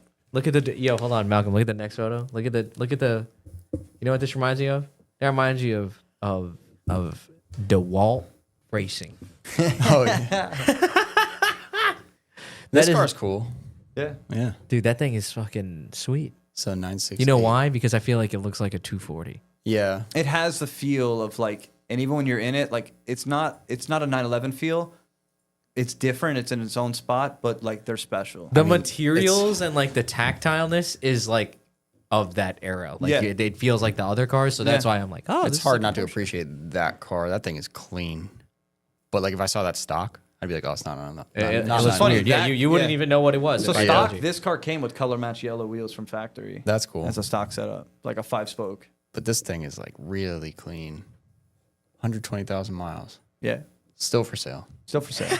Honestly, Nice. Don't need to. still for sale, but I don't even know if I should sell it. Honestly, Wait, when I what's up with these lights? Do they Yeah. stay like that? They pop No, up so they like pop. that. They No. go like that. Yeah. Yep.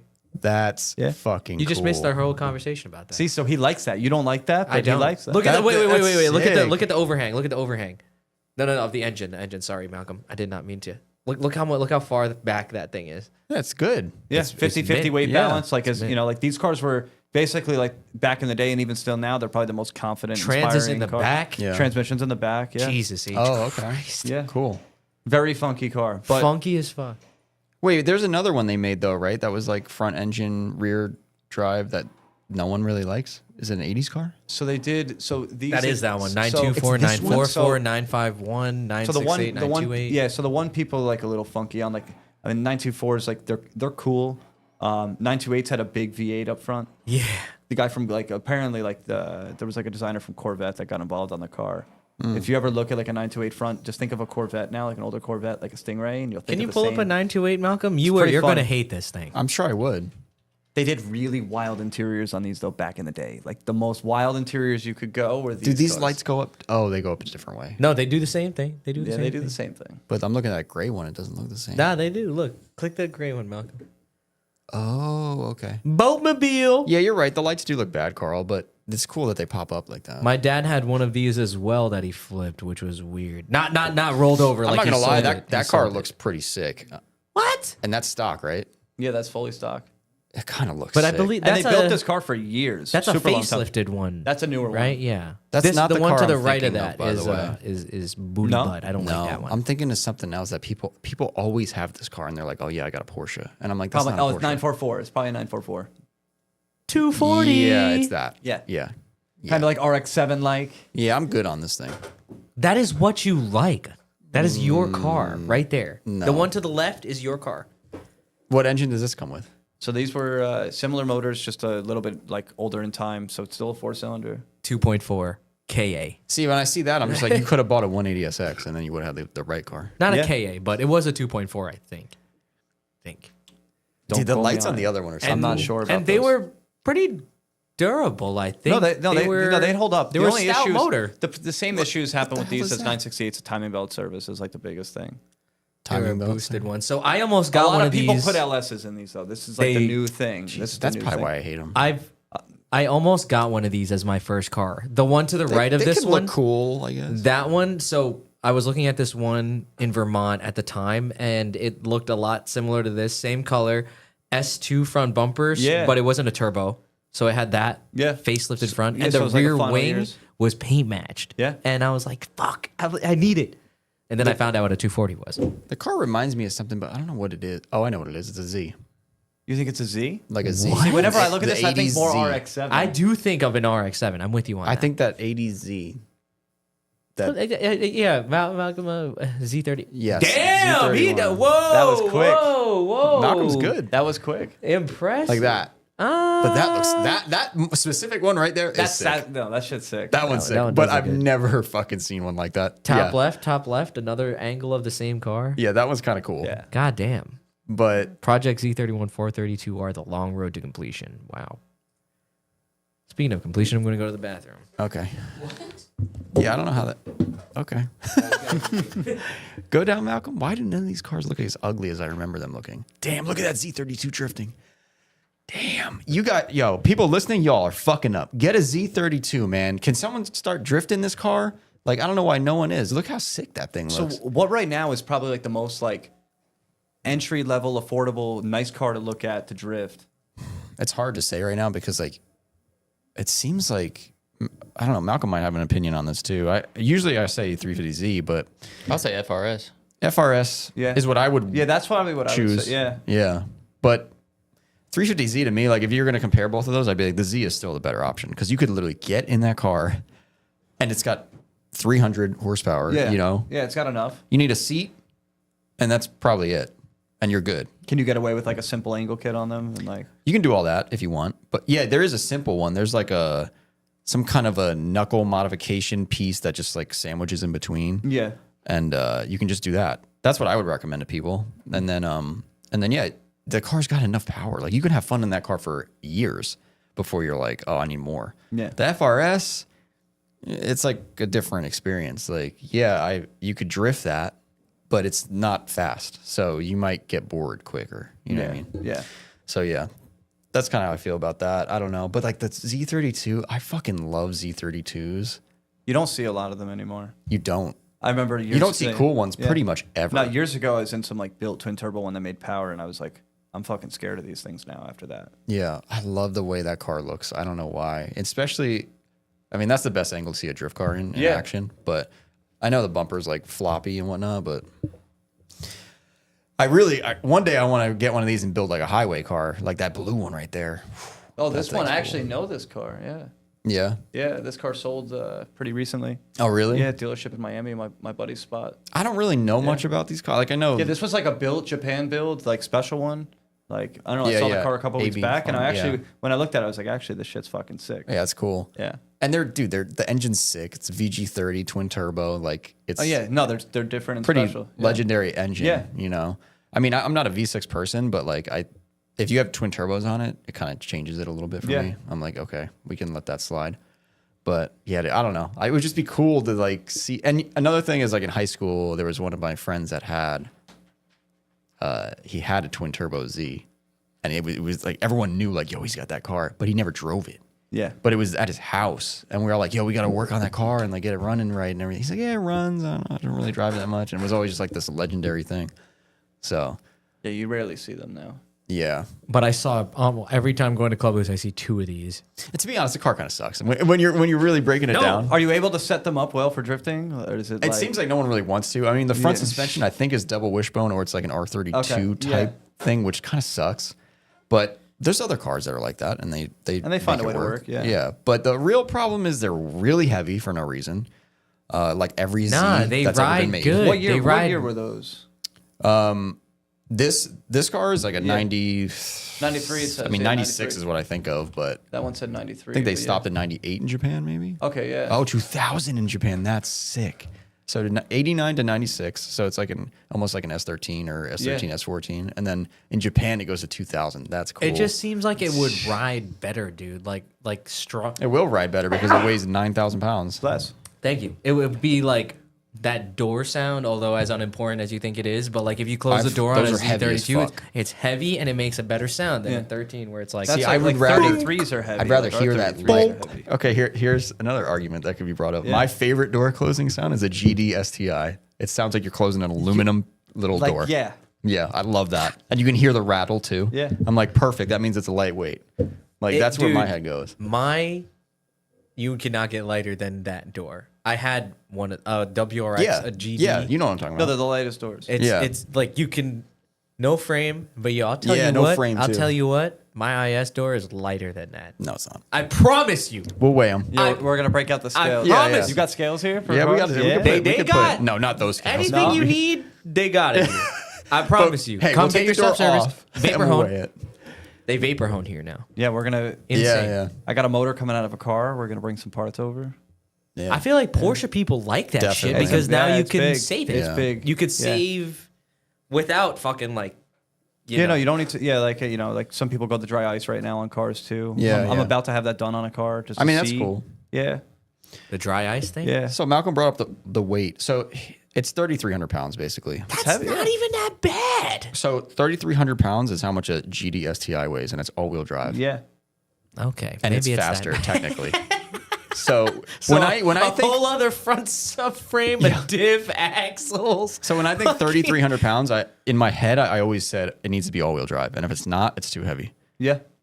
That's like if it's over 3,000 I mean, pounds. what, and it's R33s not are all-wheel up there, drive. right? Aren't they like R33 Yeah, let's GTRs? look it Yeah, up. They're yeah, up yeah. there. What's an R33 weigh? R33 GTR is going to be around that much. Because everyone's biggest gripe with these are they're just too heavy. Yeah, see. 34. Yeah, yeah. It's and you Yeah. feel it when you're You in could them. feel it. Yeah, definitely. I haven't driven one, but I've been in the passenger seat of a bunch of them.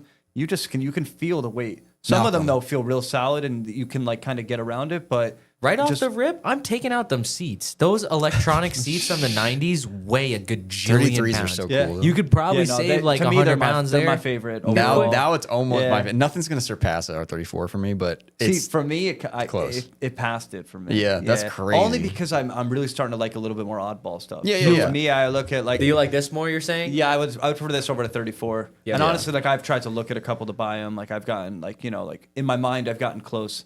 I will get into one at some point. You're a fucking wild card, bro. Like you could Yeah. buy a GTR tomorrow, and I honestly wouldn't be shocked. No, I'd I be mean, like, so "Oh, sometimes goddamn." sometimes my taste will that change out of conversation nowhere. sparked. Yeah, like I mean, like I'm getting rid of my daily driver truck out of nowhere for an old G wagon because I got obsessed out of nowhere. yeah. like, Yes, like whoa, a couple weeks ago. no way. Yeah. I went down a rabbit hole once and learned a lot about these. No, there's a lot of What fucking year are you information. gonna I got get? a '99. I already bought it. Yeah, Oh, you already have. yeah. It's not here yet. It's in What's Europe the? still. Oh, Yeah. oh, yeah. fuck So I yeah, ended of up course. like, I don't know, just to keep with my like kind of funky approach at everything. I was like, when I looked, I was like, yeah, I could get a G wagon, and they started here in 2002 in the States, and I could get one. I was like, but all the colors kind of suck.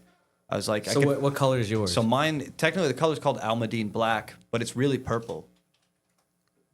Malcolm, you're on fucking point yeah, tonight. you're That's on, all I'm gonna say. You're on it. Yo, You're on actually, click this one. I was bidding on this fucking one, and the seller was so mean. Seller was so mean. it. Yo, it's got some wild family crest on the front. So this Holy was all right. shit. So this one was technically not built by Mercedes. It was built by Pooch. So Pooch is like the military division of Mercedes. fire. You're in there. That's yeah, sick. So they built very few G500 Pooches. This was one that I found, and I was just like, I don't know. I was. How much are we talking here? So honestly, this thing, I was like unsure where the hell this thing was gonna go. Maybe not this one. Yeah, Maybe no. like This a- one, I figured. Look, I've been hunting a lot, and while I was trying to buy this car, I found a '99. It's technically a G55 AMG, but it started life as just a normal G500. But Mercedes owned it as a press car for 3 years, and they put the AMG package on it before the AMG even existed. And they used the classic G, like the 20th anniversary, which is the purple, and they came with like a two-tone interior, black and purple.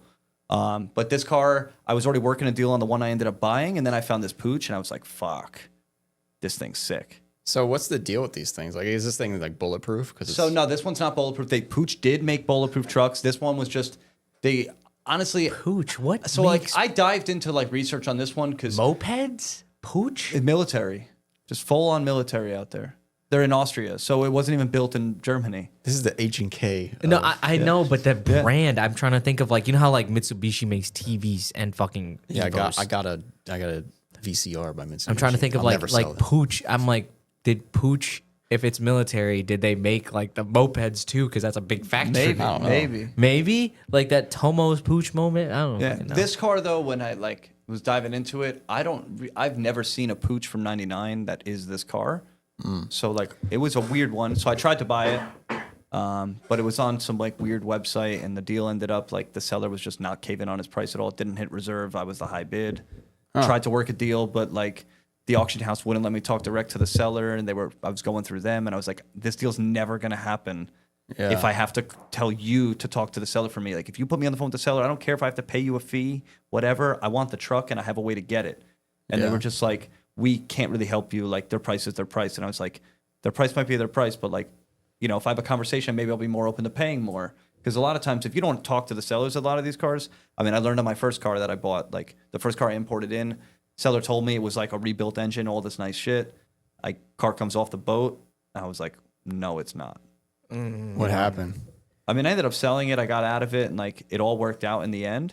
And like the guy that ended up buying the car, like, he did what needed to do to get it back on the road, even though it drove fine. It just needed a bit of love. I don't think the engine was ever rebuilt. So like at a point it had some oil leaks that like as soon as I was driving it, started to notice some stuff. And for me, I learned real quick, like early on, that like that was a huge learning experience. I want to Yeah. avoid the cars that need work. So I figured out the best way to go research a car before you even buy it. And that's kind of like my process now. So I have a certain way in motion about how I do my, like how I check my cars. And then I just buy them sight unseen, send the money, move on. I'd want to know the owner. I'm gonna Yeah. psychoanalyze the You have fuck you have out to. of you. No, you have to. That was Because like me when then I I'm was gonna selling be my like, is this STI. somebody who changes their oil every 5,000, or are they like me? And if I get along with them, then I'm like, oh, I don't want that. I'm good. Yeah, I mean, because in the Porsche world, like, there's a lot of like fraudulent shit out there. Like, Yeah. there's people like that. That like, is an example right like- there. like- Rebuilt engine. Yeah, not like really like rebuilt. all right. So like in Europe, all these cars come with like a service booklet, and it comes with like the vintage Porsche stamps from back in the day. So when the dealer would finish the work, they'd put in the miles, put in all this, and then they would stamp it. And what ended up happening is like out there, people could learn to make stamps. So at the end of the day, someone thinks they're buying a car with 50,000 miles on it, or even lower miles, and at the same point, it's a different book that they had reprinted, that they re-put different booklet stamps in. They changed the odometer in the car, and nobody knows what they bought. So, out there, booklet stamps are kind of meaningless, at least to me. Some collectors are like, oh, like, we want to see the booklet stamps. I'm like, most booklet stamps are fake. And when you tell them that, they're like, there's no way. They think you're crazy. But at the end of the day, these cars have gone up so much in value that there's people that are trying to make any way possible to get hoops. Because if you have a lower mileage car, unfortunately, in the way the world works today, it's worth more money. You just want to be better than the other guy. yeah. I feel like that's it. You want to have the best out of the. I try to always say to people, I'm like, I want to go find the car that looks a little beat up at the show. That like, when you go look at the odometer, you're like, okay, this guy's fucking driven this thing. I like those. Yeah. Well, sometimes you can get lucky and it's not destroyed. Yeah, it's not destroyed. Like one of my cars that I drive, a lot. I mean, the engine's finally coming out after 3 years of not needing it to really come out, but now it's leaking too much oil. Where I'm like, she's got to come out. But it's got 150,000 miles on it. It's been driven like 15,000 miles a year since I bought it. Which car is that? That's my 993 Targa. 993. I want to own. My brother has a. Did I tell you this? No. Who? Your brother? Yeah. Well, he has a Maybe Cayman. He bought a Cayman. My brother bought a Cayman. He's a car salesman. And one of these days, my goal is also to own some sort of P car, but I wouldn't want it to be that. Wait, what's a P car? Porsche car. Oh, okay. That's like a thing. People say? I don't know. My friends and I say it. Oh, okay. We're nerds. Fuck you, Frankie. Well, you do say a lot of your own things, so I don't know if that was a normal thing or if that was a you thing. Okay. That one's me. But one of because Porsche holds that brand for me because I again, as I mentioned earlier, or has that space for me because I mentioned earlier, like, I don't know, I feel like it's usable. It's that usable Lux Deluxe brand. Yeah, like they rally it. They do this, they do that, they do that, and then it's like, yeah, it looks sick. They're Looks fucking cool. sick. But then I don't know if I'll ever be able to own that. But if I were to buy one to just thrash around and rip around some track days, it'd probably be a high mileage Boxster. See, this is where me and Carl don't agree. So you lose me a little bit on the Boxster feel. Yeah. But the high mileage theory. Here's my high mileage theory. Maybe not the Boxster. Maybe Yeah. just any Porsche, but high mileage, right? If it was gonna blow up, it would have. So what I've learned is they really don't blow up. Hell yeah! You can Now try. you're solidifying. You can the try. Fuck out I of have it. tried. Now we're putting the Boxster word back. No, like not really that I've tried, but like my 993, it's needed basically an engine out service for the last 3 years, and I've driven it 15,000 miles a year. I've taken on road trips, 10 plus hours away, and the car will not die on me. I always said, I was like, oh, the motor will pop. Why am I going to do the maintenance now and pull the motor? The motor is just going to pop in a year. I'll just wait for it. What would you be scared of? Like a bearing or like I don't even really know what would go. A lot of times they just end up getting like too much cylinder loss. They drop compression and they're done. They don't really they always still work. That's the crazy part. It would probably still be running at that point when you're like, like I just had a car inspected that actually like came back like low compression, like high cylinder loss, but like the guy swears, and like I'm gonna fly out there maybe and find out. He swears the car drives as if it didn't have those results, and I'm like, but the results are the results. He just built a motor a couple of years ago, and this is not a result you want to see. And he's like, no, it drives great. He's like, fly out here and see. And I'm like, a lot of times I'm like, no, but I probably believe the guy honestly. Yeah, it's just like, and it's a wild thing, but his compression was really low. Like how low is low? Like I've never seen it this low. It's like it was maybe like, the test was done I think they did improperly. the test improper because they were doing it at the guy's house, and like I don't think they had like a proper compressor set up. I was to gonna plug say, in. like, so, yeah. It just seemed, and like in the videos he'd send me, like I hear like a leak of air, and I'm like, I don't know if this is sealed properly. So I told him, I sent a message today. I was like, car's cool, but I'm looking at two ways here. Either you did the test wrong, which I hope you did, or the motor needs to come back out of this car, and it's going to cost like $40,000 to get this thing back to speed. So Oh my God. that's the problem. It's like a big, the motor health, like on these, it matters because if you do go inside to do an engine build, you're in real steep. But the results, it's worth it. I mean, you have a motor that will last for a long, long time. What do specialty shops for 911s charge an hour? Do you know? Do you have So a rough idea? yeah. So I mean, probably if you're doing like an engine build, you're probably paying like well over $200 an hour. Okay. My dad had 250, like but probably normal mechanical work, I would say like around like 200 is typically like probably the norm on it. It depends. Yeah. and there's not a lot of people. No, at this point, I think there's more Is than there there more ever was. now? But I think at the end of the day, it's like you got to find like the gap between like really good quality work. I always say to people like cars are cars. If you have an enthusiast person, that's like that enjoys learning, doesn't matter who works on the car, they'll figure it out. So you don't always need to go to the Porsche shop. You're gonna to spend the big bucks. If you're doing an engine build, sure, like don't cheap out on, who's doing your head work, or don't cheap out on like but in terms of like, if your car's got an oil leak, like you don't need to go to the Porsche shop, have your car sit there for a couple months. You could go the simpler approach of, if you got a friend that is mechanically savvy that wants to get into it, let them get into it, because at the end of the day, a car's a car.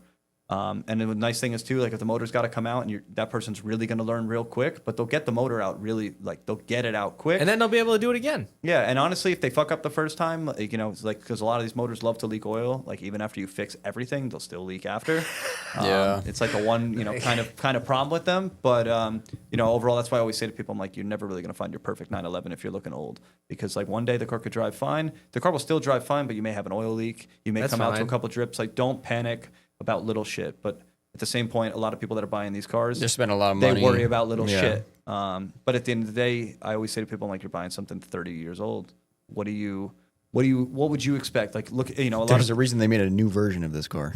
Yeah, or even like I always say to people, I'm like, just like look at like your normal life. Like think if you just had something sit out for 30 years, even if you kept it inside, what would happen to it? Yeah. That and like as you're saying, like everything you're describing to me, an oil leak. Okay, so like I'm gonna have a quart of oil in the car, in the boot.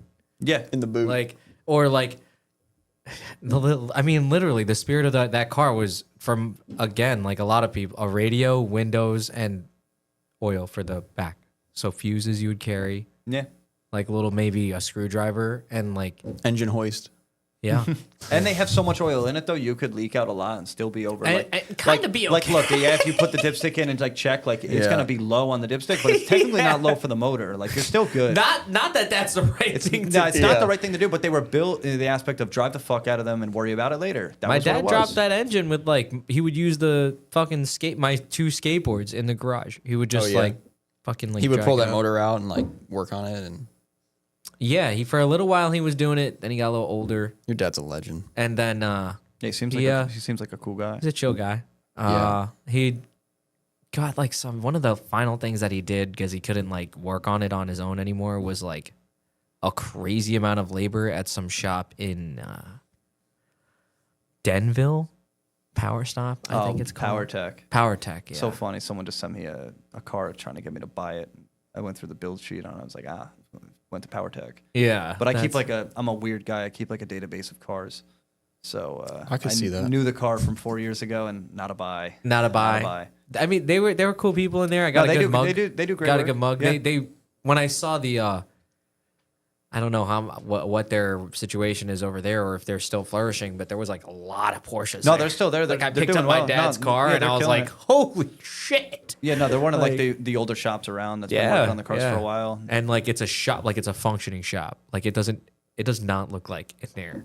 Like What it does is. that mean? It's like no. I'm I talking think he's like giving you a compliment that this place is clean. This all place the is like time. hospital clean sometimes, and it This shocks place? me. Yeah, because of how much work goes through here. But I'm talking like this place, like it's a bunch of Porsches, and there's still like a lot of. It's like it's a shop. Yeah.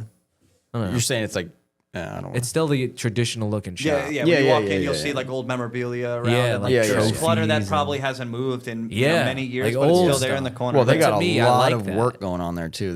They do, but at the same point, a lot of these shops, and it's not to like building a Porsche sometimes takes time. Long time. So like a lot of these shops could have a car for year, 2, 3 years. And not to mention the customers for Porsches are probably like, things almost done, and take it out. I want to change this a little bit. I want to do another one. I'm trying to think of what my dad got done there anyway. A lot of now times to people think end up about it. starting a build and then they're like they add a lot to it, Yeah. and then they don't realize at the time that they're adding, like car sitting it's there gonna take a and- while to do it, and like Yeah. I know we were talking about a little bit earlier about like build a car once. Yeah. But a lot of people can't. A lot of people don't know what they want when they get into it. Yeah, no. What I always tell people is like if you are gonna build a car, start from scratch, figure out how you want to build it, even if that's a long-term plan. And then honestly, wait a little bit. Yeah, it's cool. Some people want to tinker, so they want to do stuff in levels, which is cool. But if you really want to have something to enjoy, you want to throw the kitchen sink at it one time. Yeah. That's how I'm big. Like even back in the day, to like my old cars, like I'd build them right the one time. Maybe I'll change the wheels, do some small stuff, but overall, the bones of the car will always be the bones of the car. Yeah. Like if I ran the same bumper, same front lip on the car, and I shattered it, I'm gonna put the same part back on the car. What's the hoops that you gotta?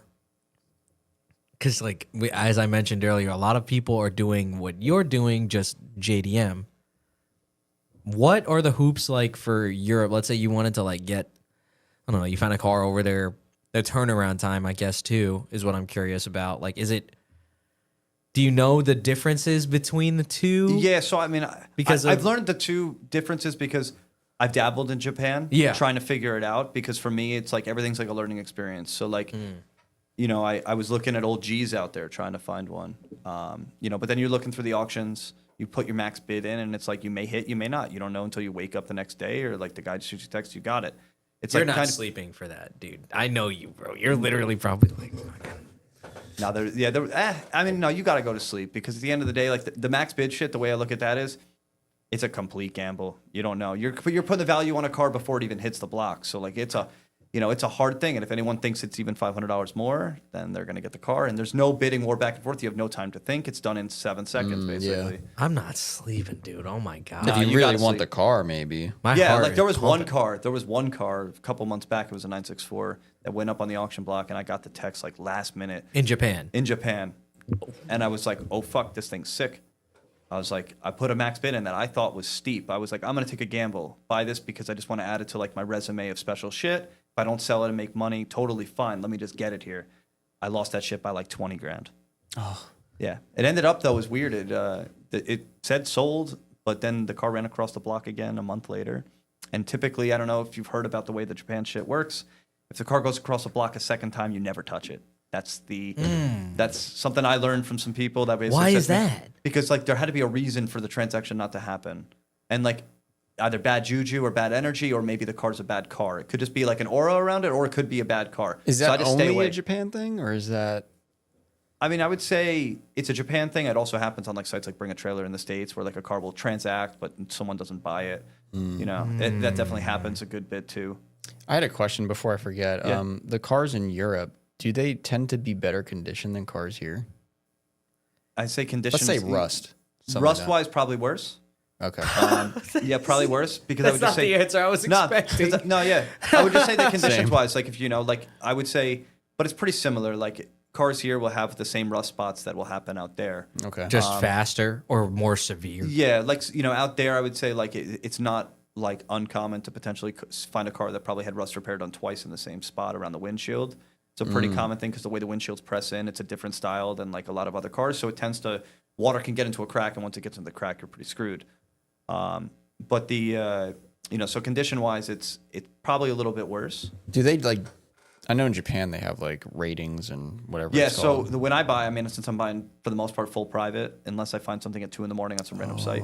So for me, like I don't know the grades, so like everything is really. You got to talk to that It's person. complete Wild West, as I say. Like Wow. I don't know what You're the fuck's going on. crazy. And sometimes like I'll land. So like when I landed in Finland to buy that wide body car, I'll be honest with you, when the guy had it listed for sale with edited photos.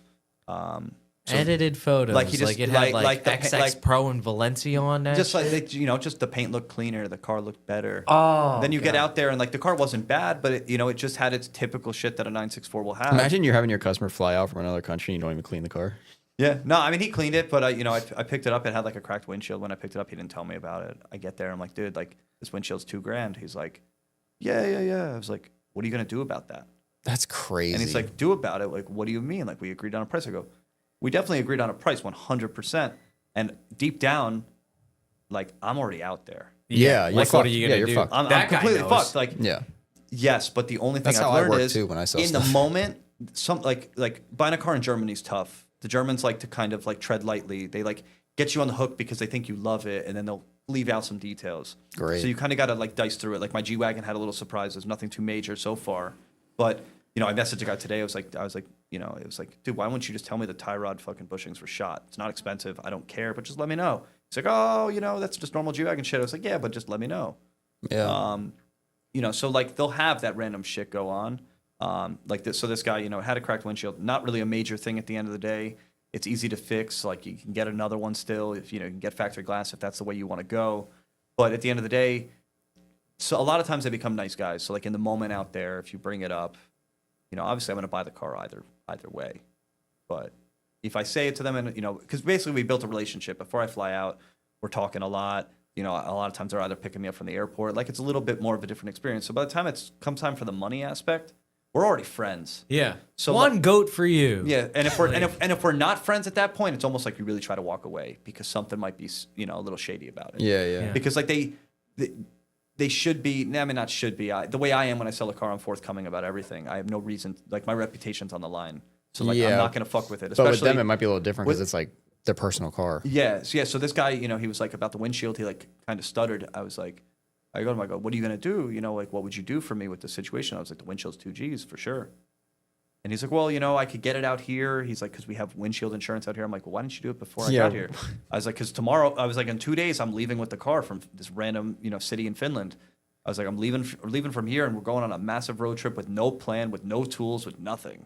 So like, what else are you hiding? If he didn't want to, if he, he was very forthcoming on it. He said, look, man, like, when you get, he's like, take the price off, get home, get yourself a windshield. I was like, that's cool. I mean, to me meant that like, he's a stand-up guy. The car is definitely a good car to go do the road trip in. It survived the road trip without a single problem. It hasn't had a hiccup since the car's been here. It's actually like my favorite car to drive probably that I have right now.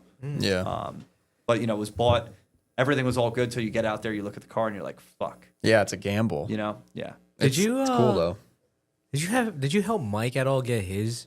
Kozio? Yeah. So And I saw he got a car as well. Yeah, he has so- a 964 as well. No, I think. he or no, so- 993. No, so he had a 993 for a while. He had a black 993. Yeah. He just sold it recently and picked up a G body. They made a special, I think his is an 80. They made a special year variant. Basically the same car, but they made a special color. It's like the Wysock package, so it's like kind of like a gold color car with gold color matched face wheels. So Cool even car. cooler than Yeah, funky cool car. But his 993, I did help him buy that. I found that car on the I saw Renlet. that car. I knew That car it. was I clean. fucking knew it. I fucking knew it. I was like, Yeah. who do Yeah. I think Mike had a Yeah. Porsche. I wonder if he. Yep. Yeah, Definitely we found here. that car stateside. I found it on Renlist. It was just like locally posted, but I found the ad within 30 seconds of it going up. I was the first guy to hit him up, and I said, "Car's not for me. My friend's buying the car 100%." He's like, "How do I know?" And I was like, "He will call you in like 10 minutes."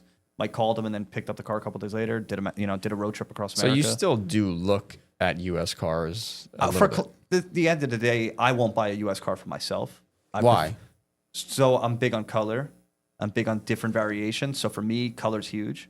Colors in the States are generally like not special. You're looking for unique stuff. Yeah. So Okay. for me, like I have to look in Europe to go find the unique stuff. Like the Okay. Ricard, like the weird patterned interior. Yeah. Would be in Europe. Yeah, you're not going to really find them here. I mean, that's just like how JDM shit is. Like, no one bought a Autech S14 here, not only because it wasn't available, but probably because no one would have bought it. Yeah, I mean, I don't know enough about like expensive JDM cars, but like GTR people that import them, I'm sure there's like a million different fucking options. And Yeah, stuff. but like, yeah, like let's they say, get down into like all like I've seen like the NERS and all the different Yeah. shit. Where I'm going to be honest with you, I don't know any. Yeah. I lose my mind. But one day, if I'm ever attracted enough to go Yeah. look into them, like just like how I did G-Wagons, I figured out G-Wagons in a matter of 5 days and found like 5 off market that were sick fucking G's. Were they maybe a little bit pricey? Maybe, but they were fucking sick. And I was just like, I need to have one. So one of my friends is telling me I'm an idiot for buying it, but I was like, dude, it's purple. It matches like I have a 964 that's a track car that was built for the Nürburgring. That's like my personal. It was built in Sweden. built for the Nürburgring. Yeah, like built as like a kind of like a touring car that he could drive. He never trailered it. He would drive it from Sweden. Is this the one we were talking about earlier? No, so this is it's a car I have in Florida right now. It's like it hasn't really actually. It only spent like 2 weeks in New Jersey before it left New Jersey, but it's actually been in a bunch of countries. No, this? no, I sold that one. Scroll more. I haven't posted it in a bit. So this is in Prague. This is in the middle of Prague on a road That's trip cool. when we bought the car. This yeah. shit is in Prague. Yeah, in the center city. Just pulled up, took some photos. I mean, like, is it that unheard of that it's in Prague? Like, I guess it's not that weird because you bought the car. We got friends that do this shit, like, just this at is a different cool. country. Yeah, It's this just- Prague since wasn't it's a part so of yeah. foreign to me. I guess Yeah. I'm just like, oh my god. Like, Yeah, what the Prague fuck? wasn't a part of the initial plan, but it ended up Prague's a beautiful city, and we weren't too far away. And we were like, it's raining a lot in Germany, so let's go a little bit away and try to get some decent weather while we were out there. But this car was built for the Nürburgring. It's a setup track car, but it's also streetable. My How dad do you had like drive it? reps of those wheels. Yeah, so that's in California because when I bought the car and brought it stateside, I was there was a really special event happening in Northern California, and I said to myself, I was like, I want to get out there, and my dad was cool, and he was like, I want to come out and see what this shit's all about. So we had like a weekend at the track for 3 days, and like I ended up I didn't drive out Look how there. good that but looks. Look how good that looks. Look how good that Yeah. looks. So how do you like driving out in Europe? Driving in Europe's fun. Germany is like the Wild West because you literally I mean, people always said like before I went out there, they like talk about the Autobahn and they're like, oh, like, you know, there's like one Autobahn. No, there's like hundreds of Autobahns. Every highway has different sections on the highway where you can just do whatever you want. When you get to the center of Germany, it could be no speed limit for 30 miles. Okay. So, you know, these cars are fun because when you're out there, like they're pretty stable at 160, 170 miles an hour. You wouldn't expect it, but they're stable and you could just rip. That's crazy. Dude, I've gone you pretty rip. fast in that little fucking... So are they like, sorry, these German cars, they're like geared different? Depending upon the country they came from, yes. So like the best gearboxes, if you're looking like not at, so like we'll focus on 964s because that's mainly what I focus on and buy. 964s, if you bought a Swiss car, so original delivery from Switzerland, best gearbox they made. As far as like normal Carrera 2s, if you bought a 964 RS, it had the shortest ratios possible, so that's the best gearbox you can do. But the best gearbox on a more affordable car, a more usable car, if you're from G50 or some there's shit? it's like 5 variations of G50. That's what I was about to ask. There's actually there's... So yeah, but So many. Yeah, but the Swiss one is the fucking one. Why? It's They got sick. special cheese? short gears, like real short gears, Oh, because yeah. made for like just the Swiss Alps and shit. So they just had power. In See, the I was hills. thinking it'd be like a long final drive or some shit. No. for Porsche gears are long, though. They the are. US spec Porsche gears They're are long. long as just for the Autobahn, I'm thinking like it's... So fifth gear in these, like I mean, like that velvet red wide body car, we got it up to like 176 miles an hour in fifth gear. That's Fire. fucking crazy. Fire. You know, but there was one car that I had out there that we got into like 180s, like 185, 186. And that took a long time, but it had a 6-speed from a 993 in it, so it could boogie, and it had a built motor, so it could really go. And it's fun, you know. It's fun Germany's going out there with a crazy. friend too. That's like, you know, like yes, I've experienced it, you know, and it's fun every single time. But it's fun when you go out with somebody and you're like, you look at them, they're behind the wheel, and you look and you're like, oh, you got no speed zone, and it's like the first time they look at you and they're just like, what do you mean no speed zone? I'm like, go flat out right now. They're like, flat out right now, like to what? I go, to whatever the fuck you want. Like, Yeah. I'm just along for the Infinity. ride, like whatever. You know, but crazy, people out dude. there, everyone gets out of your way. Driving out there, Yeah, is yeah. like, No, it's you gotta actually take efficient. it seriously. Yeah, like or- you could, like you could be coming up. No, like everyone moves out of your way out Yeah. there, so there's no stress or worry really of like, you know, if you want to go 150 in the fast lane for 30 minutes straight, as long as you know you could do it, people will typically always see you coming up and always get out of your way. So the left lane's typically always open. If you're in the middle of Germany, go really fast for really far. That's cool, man. So do people ever have you hunt for a specific car? Yeah, so the hunting, like, it depends on the circumstances. I'm trying to grow that side of my business more now. Yeah, I feel like that would be your like goal if I had to take a guess. But a lot of people, not really. I like touching everything. I like actually physically being the one to bring it. But at the same like point, you're responsible for that. yeah, I like being the responsible one because I've had so much time around these all that I'm so like comfortable with them that for me it's like it's almost better to like for me to go pick and choose the proper ones to bring in to then sell because then I know it's a good car versus sometimes if you just go for normal consignment stuff, like you don't always know. You don't always know, especially like people that want to buy some cars in the U.S. Like you don't always know. Some owners will say like the car doesn't have this issue, but it does have this Yeah. issue. So you'd rather I'd rather really- buy it and then sort it out myself and then deal with it later. Yeah. Generally, but there is, you know, Makes but, sense. but I would grow the consignment game. I've helped, like, you know, you pulled up, like, I think right when we sat down, like, you know, Brendan Schultz, how he just picked up his 997. Oh, I yeah, didn't- yeah. I didn't help find the car. I was more so like, just like his soundboard where he was like, I found this car. What do I do? You know, and him and I have been friends for a while. So I helped him out with it. You know, definitely like, you know, that's not the normal circumstance. Normally I'll go hunt and find the thing full on, but I helped him with transport. I helped him with what to look for in the cars. and Was told him that what to pass on. a European car? No, so he bought a US like 997, but I just know the cars well. So for me, it was like easy to just help, you know, Yeah. spend 5 minutes on the phone with him a couple days, you know, just kind of sorting through it. But normally for me, I tell people, I'm like, your eye on trying to go buy an air cooled car, not that your eye's wrong, but if you think like a lot of people always say like, oh, like I'm going to buy my dream car. Whenever I hear that you're going to buy your dream car, I tell people pump the brakes. They're like, what do you mean pump the brakes? It's my dream car. I go, it's your dream car. Yes. But your dream car doesn't need to be here tomorrow. And your dream car, you should learn what a proper dream car is. So like, yes, if you want a 964, 911, that's awesome. Or you want an S13, that's awesome. But focus on like, not just the thought of like instant gratification where you find it and buy it. Focus on buying the right one. Yeah.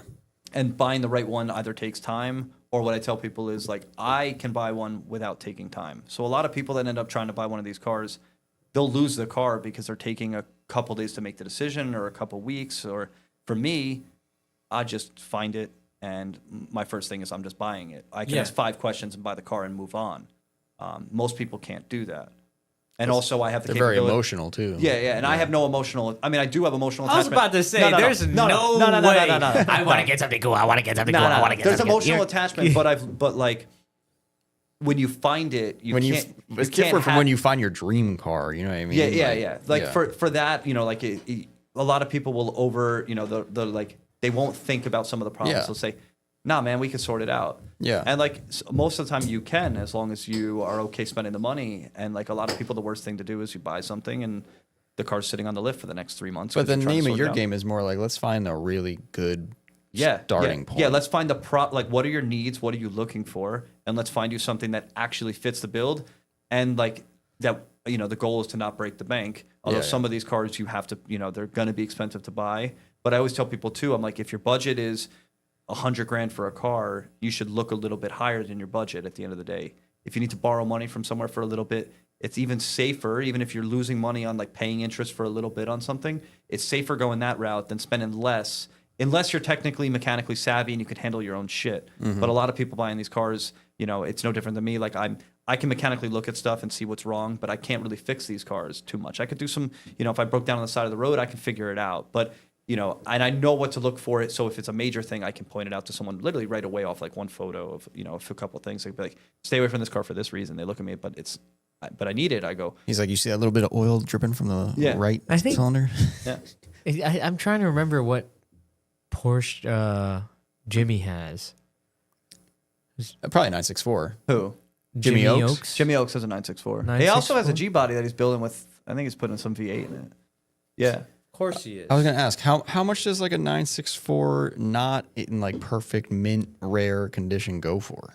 All right. So there's levels to this. I know. I'm sure there's plenty of levels. So right now, ask me questions. Ask me questions. I'll answer. Yeah. 48. So are you talking like project car, rusty, motor doesn't really I'm work? not talking rusty. Or something no. that just turns on and works? turns on, works. The guy drove it around, has tons of miles, but it works. It runs. Okay, so like you're looking at like an all-wheel drive 964 at that point, and your price point realistically is like, it varies, but it's like on the low end like 70s to the high end like 100 in that range. But you can get a project, which is going to sound crazy how expensive a project is. Is it really 70? I'm sorry. I'm baffled right now. I mean, look, you can find them in Europe for like, 60, but by the time you import it here, you're in for 70. So it's like, at the end of the day, it's not really. Look at Carl. He's like, it's 13 grand, bro, in Vermont for a 964 C2 when I was in high school. No, and I was like, Dad, I need this really fucking bad. 964 C2 in high school. Okay, I needed it. What year was that? It was like Yesterday. 2011. Yeah, 2011. Yeah, so that's back when 12 grand. Yeah, that's back when they were nothing, and I'll never forget. Like right in high school, like the first car I had, like I was into BMWs, and I got a BMW and started modifying it a bit. I'll never forget, like my landscaper that did the work on our house and all the design work. The guy that owned the business, he would always work. He was a guy that would be, like he would be doing everything that all his employees did. He never wouldn't do that, but he would always come over. He'd see me in the garage as my young kid, and he'd just be like, "You're an idiot." And I'm like, "What do you mean I'm an idiot right now?" He's like, "Why is that not a Porsche?" And I looked at him, I was like, "What?" I was like, "What do you mean?" He goes, "You're doing it all wrong right now." He's like, "You just paid a lot of money for this BMW when in reality you could have bought a 9." He's like, at the time, he's like, "You could go spend 13 grand, 15 grand on a 964 and have the time of your life." And then I just remember, like, I was just an idiot back then. Was he just a big fan was of dumb Porsche? as- So he's huge. I mean, this guy has some of the craziest like 911s, and he's a low key guy. He's been in the hobby forever. But he told me long ago, he was like, he tried to plant the seed early. I mean, he did plant the seed because eventually I got there. But like, if I did it back then, I would have been spending nothing. I would have filled a garage filled, Yeah. And I'd be like all the Bitcoin winners right now that are killing it in the world. So you just said the one we were talking about before would be like 70 to 90,000 right now. Yeah, right what now. would that have been? Same condition. 2011. Yeah. 12 grand. What I just told so my you. friend paid my friend paid 17 grand for a C4 back in like 2010. That's how much that black car that I showed you, my dad's car, was 17 grand at the time was expensive. Yeah. So this is like a little bit more than And 10 that- years ago. On eBay too, they were all over the place. My dad got that one because he bid on it late at night. Yeah, So- and then just woke up and was like, "Oh shit! Oh fuck! How do I tell my wife about this? I don't want to get a bad review and banned from eBay. I like buying shit late I at gotta night. buy I can't this. do. I Yeah. gotta buy this now. When did the Shit. price jump significantly? What year? COVID? COVID, they jumped even before No, COVID. I mean, they I were want the still significant. even before COVID. Like they were still like they were getting into the 50s for like what we were talking about. So they weren't like too far off. COVID kind of blew it up just a bit in the sense of like. Do you think this is due to like Magnus Walker and RWB and stuff like that? So Or I would no? say no. Magnus Walker's a great guy. He does great stuff. But at the end of the day, the one thing I like about him is he's been a diehard Porsche guy before Porsche took Well, off. the only reason I bring that up But is yeah. because like I'm not a Porsche person. But that's who you think Magnus about. Walker almost changed my life. Okay, yeah. And I'm like, if I was a Porsche person, like I would have bought all of them when I saw that first video. And RWB, same thing. Like watching his stuff was just like memorizing. I was like, this is awesome, and it's all about Porsche, So I feel like, I don't know. To me, I'm like, that shit probably inflated the market. Like, Isn't It that did. just It like did. It did affect the market. Like anything is like but also like there's been a lot of like in terms of value points that like kind of in my opinion kind of raise the value of like a stock 964 or something that's like lightly modified. Is like you have like the brands like Singer, some of the bigger brands that are doing like full on builds to these cars and like they're sick builds. Don't get me wrong, but they're taking away all the soul out of these cars the way they were Yeah. initially intended. they're making them like new cars. Yeah, like, which is cool. You look in, you see some baller interior that looks sick with some really cool fabrics and materials. But like, my big thing is you never see anyone now look all great to people that can spend the money on those and appreciate them. And when I see them out, I'll look at them 100%. I'll dive in all the details, look at all the things. But at the end of the day, for me, it's like you never see one with miles on it. You never see one driven. I mean, a few people out there will drive them, but dude, no, I like when there's miles on. Yeah. they're messing with the values because some of these companies just have yards filled with 100, 200, and they're building a lot of them each year. So that's affecting the values, but also at the same point, like there wasn't a lot of 964s that were made. At least if we're focusing on that body style, it was a shitty time for Porsche. Nobody wanted a 964 for a long time. They were literally when your dad had his 964s. If you had a 964, they were like, get the fuck out of here. Yeah, that like, shit is not. Nah, they're like, It's we like need a seeing classic Jeep. Boxster.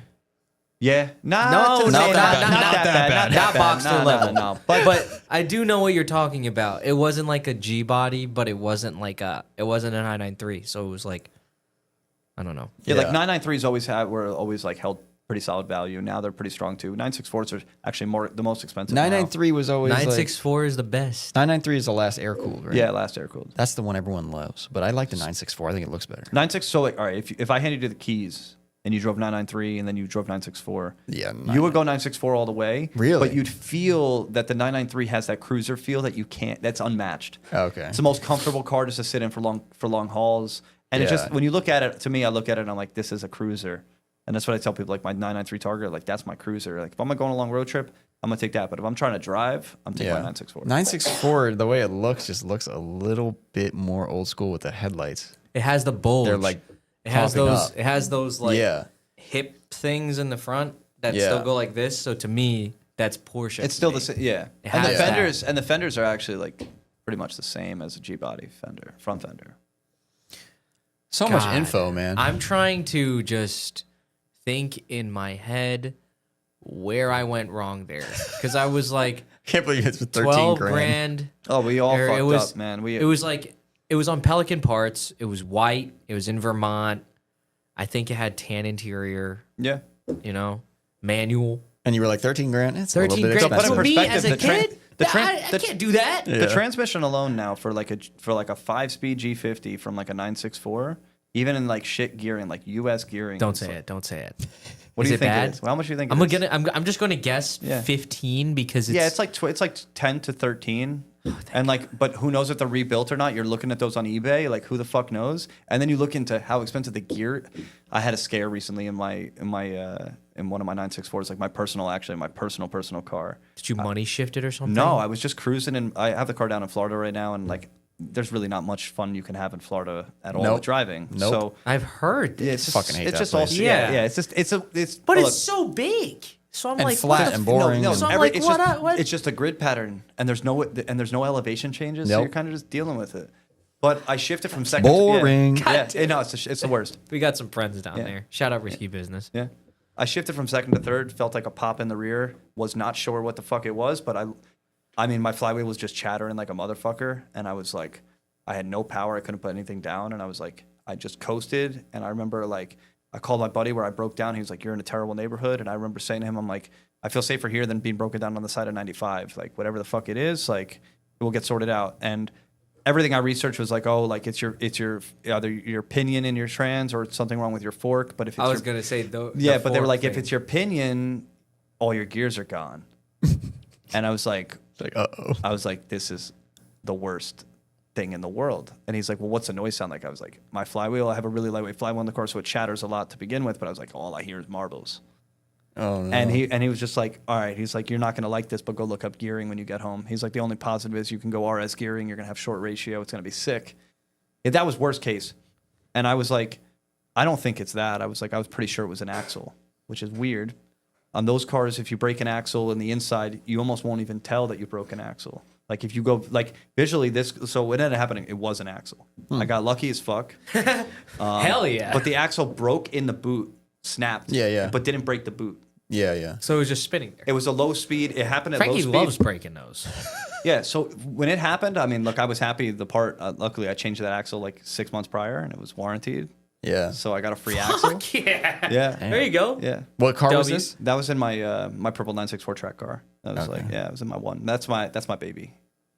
It's got really cool history. Really, I've seen the photo. Yeah, the photo. it's got like a wild interior to it. It's just a really funky car. It's purple with purple interior. Kind of like my G Wagon's going to be the same setup. That's going to be the tow rig for it. So it's going to be pretty Yeah, cool. that's gonna be cool. Yeah. I'm excited for you, dude. Yeah, me too. This is kind of like a one of new these thing. days. It's a complete new passion project that like I'm Where fully is this? focused It's on. right around the corner Yeah, right it's- here. yeah, it's not Why too the far. fuck don't we just? Is it walkable?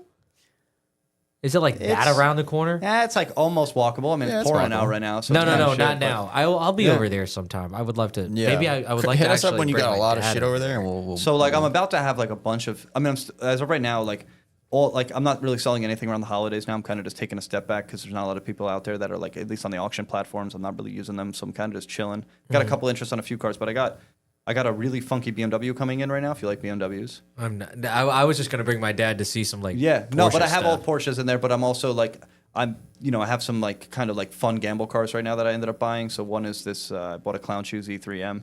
It's like an interesting car, and I was chasing a very special color. One day it popped up, and I was like, I need this fucking car, so I bought it.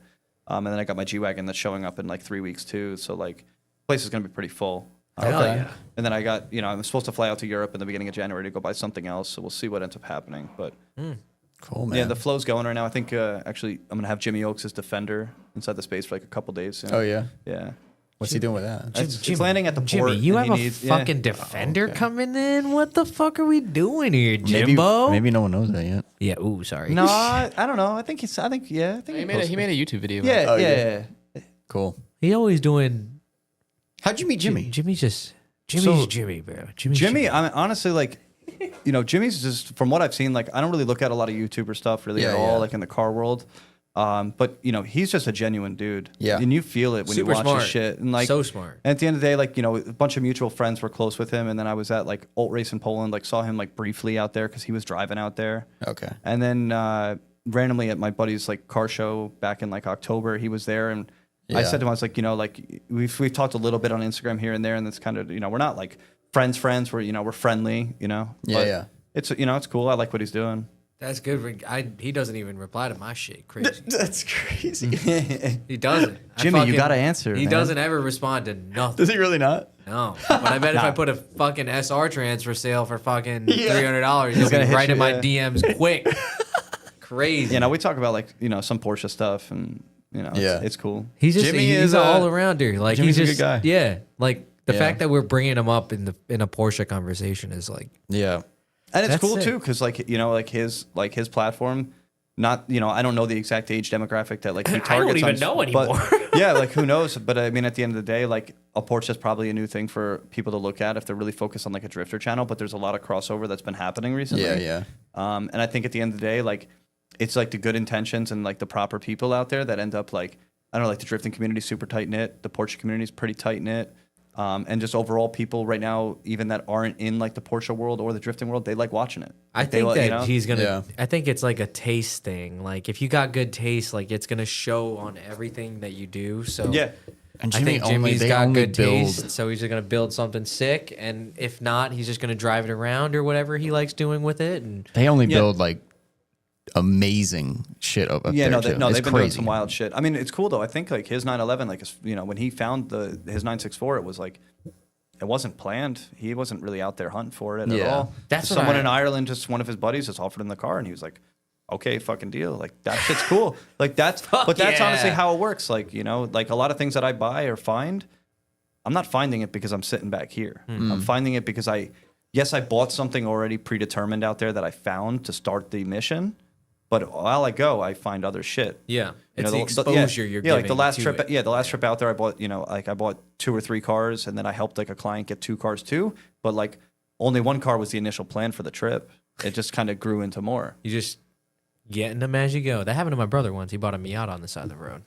We usually have questions here. Do you want to funnel into those? Yeah, I'm Yeah. taking We got- a look at them yeah. right now. We got a few. I saw Malcolm scroll through for a I second. saw some earlier. Yeah, they were pretty interesting. Really? I thought so.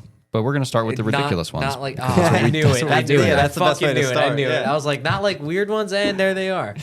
No. Some of these we already talked about. Like one of them, he mentioned any thoughts on RWB. Yeah. We That's like- kind of yeah. covered that. Yeah, I we mean, covered that. Yeah, you were talking about the Japan builds and all that.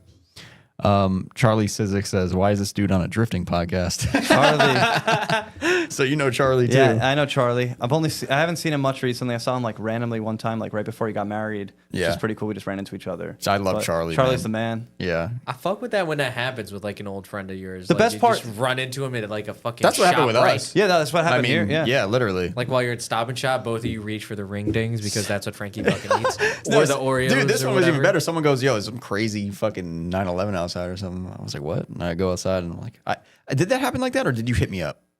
No, I think I just You no, showed I up. just showed up. Yeah, you showed I up. just showed Yeah. up. That's was how like- I am. I just yeah. show up. And I was like, "Dude, what the fuck?" And then we caught up, and yeah, he's like, "Yeah, I'm around the corner." I'm like, "Oh, this is sick." Yeah. So, but I mean, we were talking about earlier before. I was like, I remember you from the stance days, the good Yeah. old Yeah, the stance good days. days, yeah. What car? What was the shit back then? What was that? What were you BMWs. driving back then? BMWs was like my thing BMWs. back then. Yeah. And like, so I had a 92 M3 for like 9 years. Right. Love that car. Actually, like I don't own it anymore, but I sold it to a good friend of mine. Still has the car the exact way I sold it to him. Fucking cool. Automotive Specialty Wraps. They said, Yeah. Hi, Alex. Let me see if they had anything else. Shout here. out Kyle. I know he had another one. It's weird. I don't know where it went. It kind of upsets me because I remember their question was really good. Right? Oh, is that Oh, what I'm Artie thinking had one? about? Yeah. Oh, I see it here. Okay. So Artie said, would you rather visit Japan again or visit Normandy and visit World War II history places? Definitely Normandy and World Yo, War II you places. would love that shit. Yeah. We should do that. I wish one day. That's why I kept asking you about Europe. Yeah, so like in Poland we touched on like a bunch of like war history because Warsaw was like really messed up during it. Yeah, going to Poland would be awesome. Yeah, too. Poland's really Poland's a sweet place. It's actually like a really slept on country. Not I to recommend be- people to go. What's the like if I went there, like Are you trying to say, are they racist? Is that what you're trying to say? dude? Because some places I don't think they are are. like No, some not at places all. are like kind of weird like that in Europe. Not gonna lie, like a buddy of mine. I don't went know to- of any, I but forgot maybe they where, are. but he like did not have a good time. I Really? forget where it was. I'm sure it's not some Poland. Asian hate going on. Maybe, dude. I'm not trying to get socked in the face. Like I'm going down. Yeah, I don't know. No, you're good out there. Okay, I bet they don't fuck around in Germany. They accept everyone now. dude. They don't. I just need Yeah. schnitzel. They don't want bro. any of the sauce. That's all you I'll want. drink a beer, schnitzel, maybe a blonde woman to tell me I look good. That's it. These are some crazy. Maybe a 964 for 12 grand. How I would love that right Oh, now. If that right now, Bro, dude, that shit is really bothering me. You said 50 to 70? Okay, there's a project C4 floating around with like mismatched fenders, like color wise and everything, and the motor barely works, and the guy's still asking for like 42,000 euros for it. It's hard to buy these in the aspect of thinking you're It going to was get a literally deal. on Pelican parts, dude. You like, could sell. that's a forum. You could sell like. I know it. Yeah. I know that one. That one, like it was literally just on there, 12,995. Yeah, that's the best. Yeah. Here's a ridiculous Fucking hate one. Everything. Would you rather have a takeover son or an Instagram model daughter? Holy shit! Takeover son. Let me see that shit swinging, bruh. He's gonna total your car. All right. Not So mine. I would say this might sound crazy, but I would say take over. Yeah. Because there's a shorter timeline that they're going to be doing that. That's true. Malcolm? That's true. That's true. You know, and it's at the end of the day, it's not positive press, but it's just there's less Malcolm's going buzzed over there. Look at I said Instagram model daughter on. What? because she's making money. You didn't say OnlyFans daughter. You said Instagram model. Who said you were getting some of the money? She's getting money for herself. This takeover kid is just gonna kill somebody. Or kill you're himself. not gonna be Takeover kid is going to total your car. your Your car, and if he hits anybody, he's hitting another takeover idiot. So Yeah. Malcolm's over here trying to prop. So then being, you're gonna have to get him out of jail, and you're gonna have to get a new car. Yeah, but he's propositioning being a pimp dad. He's looking to No, make money. I'm not. That's what you're. That's what little you're bit, doing. a little Frankie, bit. which way would you go? Takeover son. Your son drifts. Not really, but kinda. Is a step away. He's like maybe Eventually, a yard. he's going gonna wanna- daughter. Yeah, you're gonna go daughter. Yeah. Yeah. All right. Well, it's split down the middle.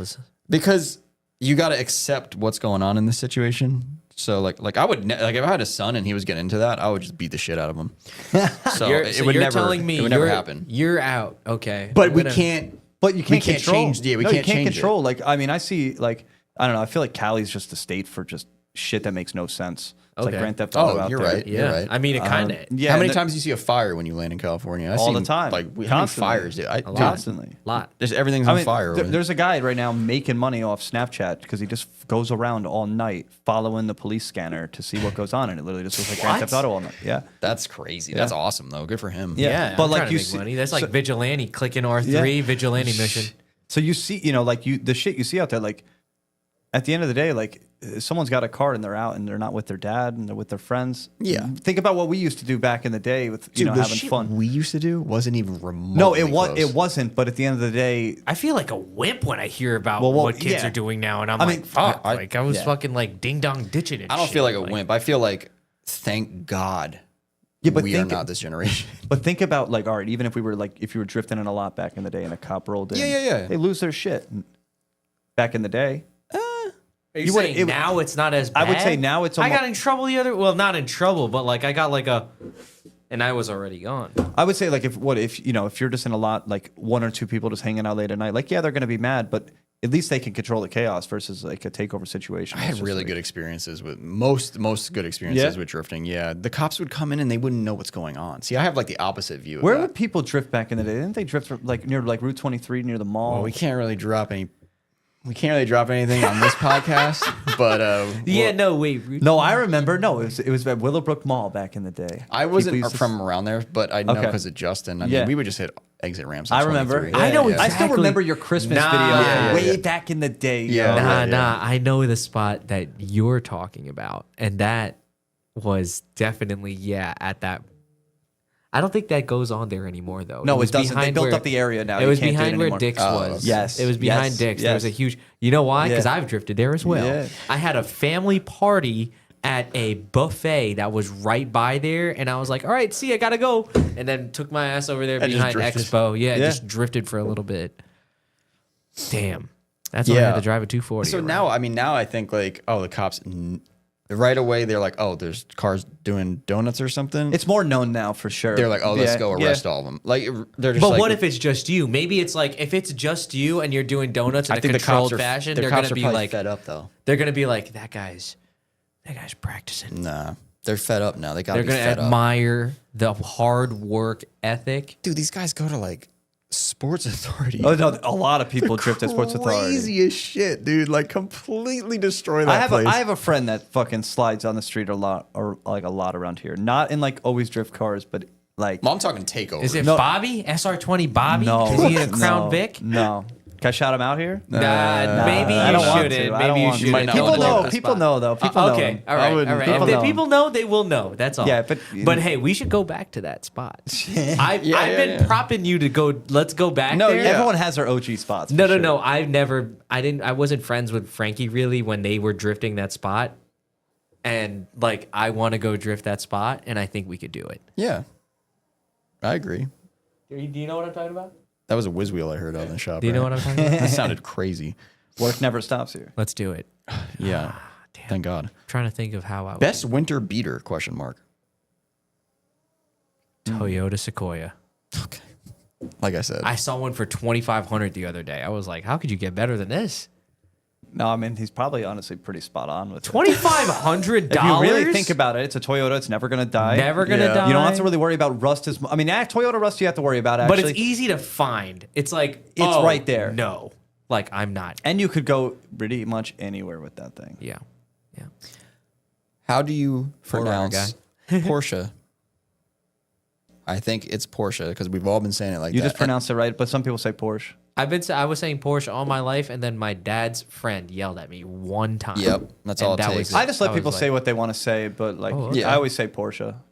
Yeah, but props to us for actually pronouncing that right Yeah. the whole podcast. Should I be saying it like Porsche? Like fucking like my name's Hans. I don't know. And I drive a Porsche. That's how Ethan would do it. There was this guy at the bar once that had like you know, like the inside of your sleeve, like your cup, like your when you unbutton it, it had like a print on it, and he had them rolled up, and he had like some fucking bright blonde hair, dude, and he had like every button undone at the bar. My boss used that voice and that voice clip of me doing that just now to describe him. I wonder how he's doing, dude. He was a great boss, really. This is a good one. This is for Carl. If Carl adds Ington to the end of another word, I swear I'm gonna lose my shit. Dude, why don't you fucking find another Poddington? Because that's not stopping any Dangton. Any Dangton. Dude. P-car man here. What is your favorite P-car? I guess that is a thing. Did we talk about your favorite Porsche? No, we didn't. But I mean, We didn't talk it's about pretty- that once. I would say it's kind of clear though. It's where I always try to steer people. Is it the 964 It's a track car 964. with the purple outside and purple interior? All right, really, at the end of the day, like an attainable car, I would say for anybody, and also including myself, a 964. As long as you don't get all-wheel drive, avoid all-wheel drive altogether if you can. Go with a two-wheel drive Carrera 2, and it's the best all-arounder. You can have the most fun with it. You can modify it. You can enjoy it, and honestly, your value, you're not losing. Yeah, but I that can't. But I literally- don't have $100,000. Eventually, you'll find one that will make sense. All right, fair enough. I'm trying. New school or old school Porsches? Old school. All right. Old enough where there's We're not gonna say a lot of we'll electronics. go a If little old- further on it. Yeah. After basically 997 variants, so we're talking like some of the later 997s were like 2011s, 2012s, a little bit old, yeah, like right around there. Everything after that, not it. When was the final Mets? Final Metzger ended in 2010. Okay, so that's where I'm done. Yeah, so I that's think it. you could consider like old school, new school, like air He's probably cooled talking- and not Yeah, air I would cooled, go. right? I would go air cooled, or I would go air cooled over water cooled if we're gonna go that way. Okay. Just there's way more soul and way more heart in the cars. They give you, the feedback, everything you put into it, you're gonna get out of it. Yeah. In the streets. Shut up, Josh. Kind of fucking buzzed. 3 in? No, you're 2. What are you at? 2? 2.5? Not even. Not Just even. 2 and a neck. Fuck. Why do most people prefer to travel 300 plus miles to different tracks than spend $1,000 on a weekend at Club Loose on Who tires? is asking that? That's an interesting one. That's like Who is asking that? And condos. Is it Beans? Oh, Nick Contos. Why do most people prefer to spend 300 miles plus? I mean, I can answer that because it's nice to experience different tracks and Get meet away people from the house. and go to different places. I'm depressed. But I think I'm missing this question. Wait, why? you why? answered it Why perfectly. most people prefer to spend 300 miles plus to 300 miles plus to different tracks, then spend $1,000 on a weekend at Club Loose on tires because of the track surface? Upside down smiley face. I don't know if it was a question or a statement, but You complaining about something right now? Did he somebody might be. complain He might, about something Are recently? What's he complaining about track condition? No, he's complaining about somebody else complaining about yeah. track conditions after they drove. It's a very- yeah, yeah. right. Yeah, that's what I think. But I'd say there's 2 I mean, I don't drift. Hey, man, But- look, that's none of our business, but if you want to make it ours, we could talk about this. Has anyone ever been interested / went into any other motorsports besides drifting? This probably, I mean, this is all of us, I guess, but Yeah. I autocrossed for a little bit. It sucked. You do that shit, you're dumb. It was perfect.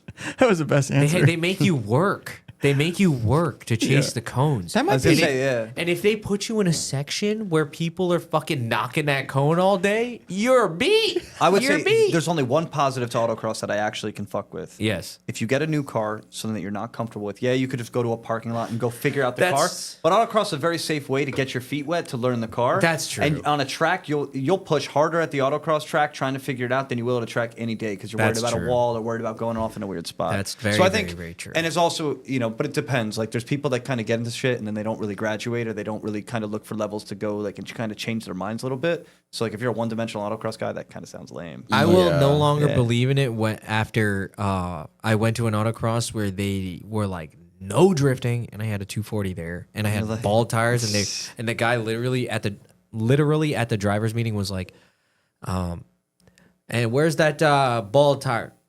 We're gonna be watching you. And I was like, right away. what the fuck? And then I get an instructor in the car, Yeah. and we get some oversteer for like one sweeping corner, and I held it instead of like catching it, which is what they want you to do.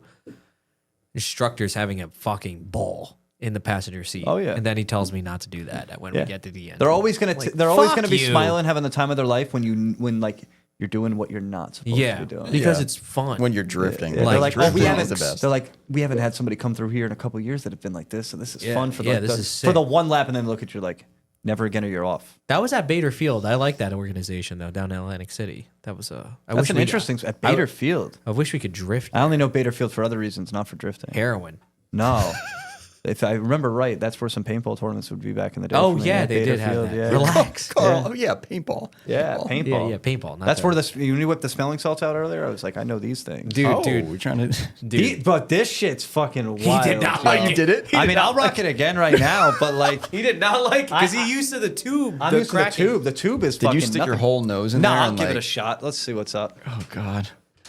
Bader Field had a lot of concerts. They had a lot of concerts at Bader Field. All right, Alex, whipping out the smelling sauce. You know what? You know what they used to call me back in the day. Be the careful, though. Master This is Bader all right. Field. When you open this shit, You already it's smell it. already fucked. Yeah. Dude, you got to be careful with the careful. eyes. I'm gonna Thank be God you got careful. I got glasses. glasses. on. We got a little Yeah. protection. Like it went in my eye before, and I could barely see.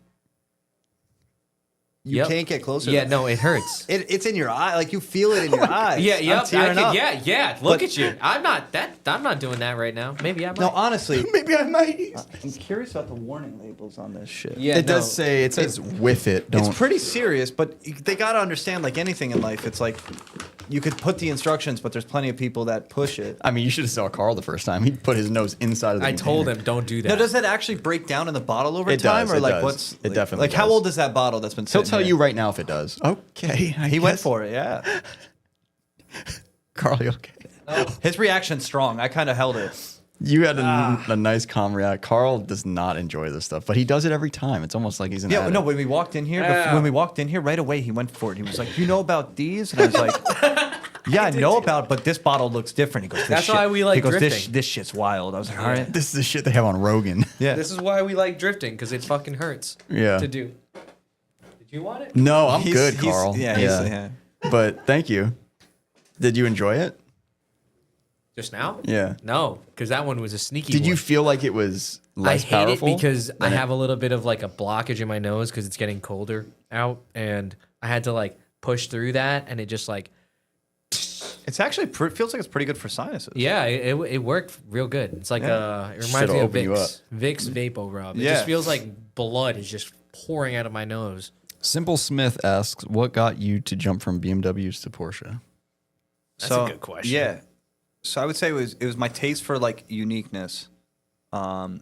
For me, you look at a lot of BMW specs out there that even came out, like the cars, they're just a little bit more cookie cutter. Some of them give you a lot of good driving feel and they're nice, but like I feel like it's a kind of like a positive migration where you start to get into Porsche. Is you just really, if you're an enthusiast that cares about driving and cares about like a lot of feel aspects. Like for me, the only BMW that could ever feel like anything like a Porsche, and this is like a kind of wild one, but it's an E36 M3. Gives you Yeah. a lot of good feel feedback. And and I had one for a couple of years. I really enjoyed that car and I really liked it. But for me, it's the mechanical feel. Once you get into that and you feel that, you're kind of screwed forever because there's not many cars out there that will give you that. But I do still like BMWs. Like I just bought a BMW recently, so like I still hunt, but the hunt list is way smaller on the BMW side than it is for Porsche because there's just a lot. Porsche went more on the funky side, especially in the 90s, than BMW. I feel like there's so many unique 911s. Yeah. And then you look at like S chassis and it's like, yeah, that one's black. Yeah. You're comparing a fucking No, but like a dragon fruit to an apple. yeah, but I would say the biggest thing is this, like we were talking about earlier, like you're not going to see like a 240 with some wild interior. You're not going to see that's it. exactly what Yeah. I'm Versus like a Porsche From the factory or some shit. Versus like a Like, that's Porsche crazy. or like a BMW, for example. Like sure, the E36s, if you know, like the M-Rain interior that they used to do with the funky inserts. Well, that actually brings me to my next question. Yeah. Favorite BMW M cloth? Did we talk about this recently with I somebody? don't think so. Yes, we did. M-Rain came up in another conversation. Last week's pod, I'd probably yes. go with M-Rain, but that's because I had it at a point. When I bought an E36, I was like, I got to get an M-Rain interior, and I found one locally one day, and I bought it, and that's like what I wanted. But the problem is with the BMW is like, if you put some funky fabric in that car, it's never going to flow. You could do it. You could go put it in a 911, and you're going to look and be like, that could have came from the factory like this. Well, because it could be because it was funky like that. Yeah. Yeah. There was like that's a interesting. there was But I like just- an yeah. appeal. There was just like a I don't know. There was a what the fuck do you call that? Pop something. Art. Art pop? I think What's I know what you're the talking what's the about. what's for what- Porsche, Yeah. Pepita. No. They did just the way that they executed. It's just Oh. more of like it has like an art Yeah. type of Sounds like there's a word for that. fuck. It's not What autistic. is that? That's what I am. But like, it's interesting that they had so many unique, different options. Yes. It Yeah. seems like. And if you were really like if you had the real like now people always talk about like fucking PTS colors, this and that. That shit honestly today means nothing. It just means that you had a connection at the dealer to get something that basically That's what 90% of the world had the ability to get to Yeah. if you were just spending money. That's what I got. Versus back in the day in the 90s, if you had some funky interior car, you either Porsche built the car for themselves and you got offered the car somehow luckily, or you were just such like a connected person with the so- brand that they would let you do whatever the fuck you wanted. They would find a way to do it. So it wasn't normal to like be able to get these options? So there's options like there's one car that I've been on for a bit, but it's like a leather to sample everywhere, like even the vents down to like even like the stock on the cluster, like all like the turn signals, they're leather wrapped, and it's got carbon from like back in the day that's perfect still, and like but every single thing is leather on the car and everything is red, like nothing has any variation to it. That's It's all sick. special. Does- And like that shit back in the day, you couldn't get that if you went into the dealer. It was like I want a full red interior with the AC vents and everything. You weren't getting it. Maybe like less than 10 cars a year were built going to be very wild and out there like that. And then when you look at the option code list, if you go into it, there's like 50 options because every single little leather piece is like a separate option for those cars. But they would do that. They would do it, and there are cars out there. Yeah. But to me, That's so they interesting. just had a lot of swinging power, just like you said. Yeah, like the PTS. You just got a big you got a big wallet. You either for have a big people. wallet But or you bought Porsche- enough cars, so or you you have the bought big. it, So yeah. and then Some But in loyalty. the end, yeah. But it's different back then. Like one car I have, I mean, the interior has been changed now, but it was it's my track car. It's amethyst with a magenta interior factory. But it's not just they did magenta. You could order magenta back in the day. You get a purple dash and everything. But what they didn't do a lot of the time was they would two-tone it. So this car was a factory gray and magenta interior. Not That's a combo. cool. It's like a funky combo, but now all the gray's been ripped out and now it's all black and purple. But it's got funky like Mexican would- Sony fabric seats. But you think most of these cars were custom ordered or they were built that way, hoping people would buy them? Custom ordered. Custom for the most ordered. part, unless Porsche built them as like a funky press car just to show off what they could do, and like that, Which does happen. It does happen. Like the car that I've been after, that's what the car is. The car is just something that Porsche wanted to show off what they could do. So they said, "Here's and then they basically built into like, but nobody can really get this. Now, do they But, still do things like this today? Some cars have like some wild CXX options, which in today's world, it's like they're out there.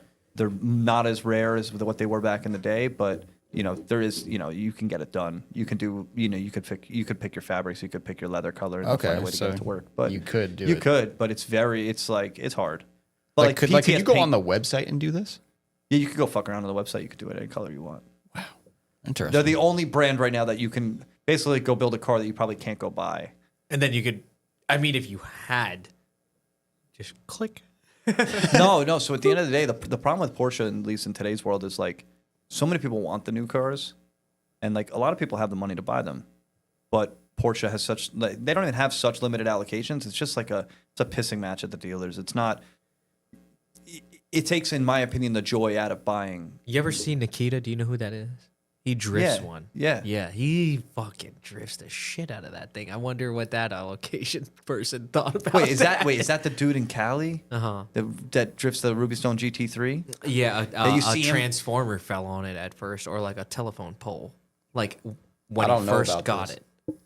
And then, Malcolm, do you mind pulling it up? This guy's fucking out of his mind. I met him. I met him. You met him? I met him All because right. when I first knew him, maybe a decade ago, him and his friend were doing 240 stuff. His name was Abel. His name on YouTube, I think, was Offbeat Garage. On Instagram, you have to like search it. Nikita Nikita 240. No, Ni. Sorry. It should come up. IT 240. Yeah, that one. Yeah. Yeah, this guy. He's out of control. So I met him at Final Bout, and I was like, dude, I know you from so long ago, but now I know you because of doing this crazy shit. Like, I just saw Ilya in one of the photos. yeah, no, he drifts with Ilya and stuff. yeah. Yeah. Now there's some wild videos. But look at of him this. Look at this. Look, watch him do the reverse entry with it. Yeah.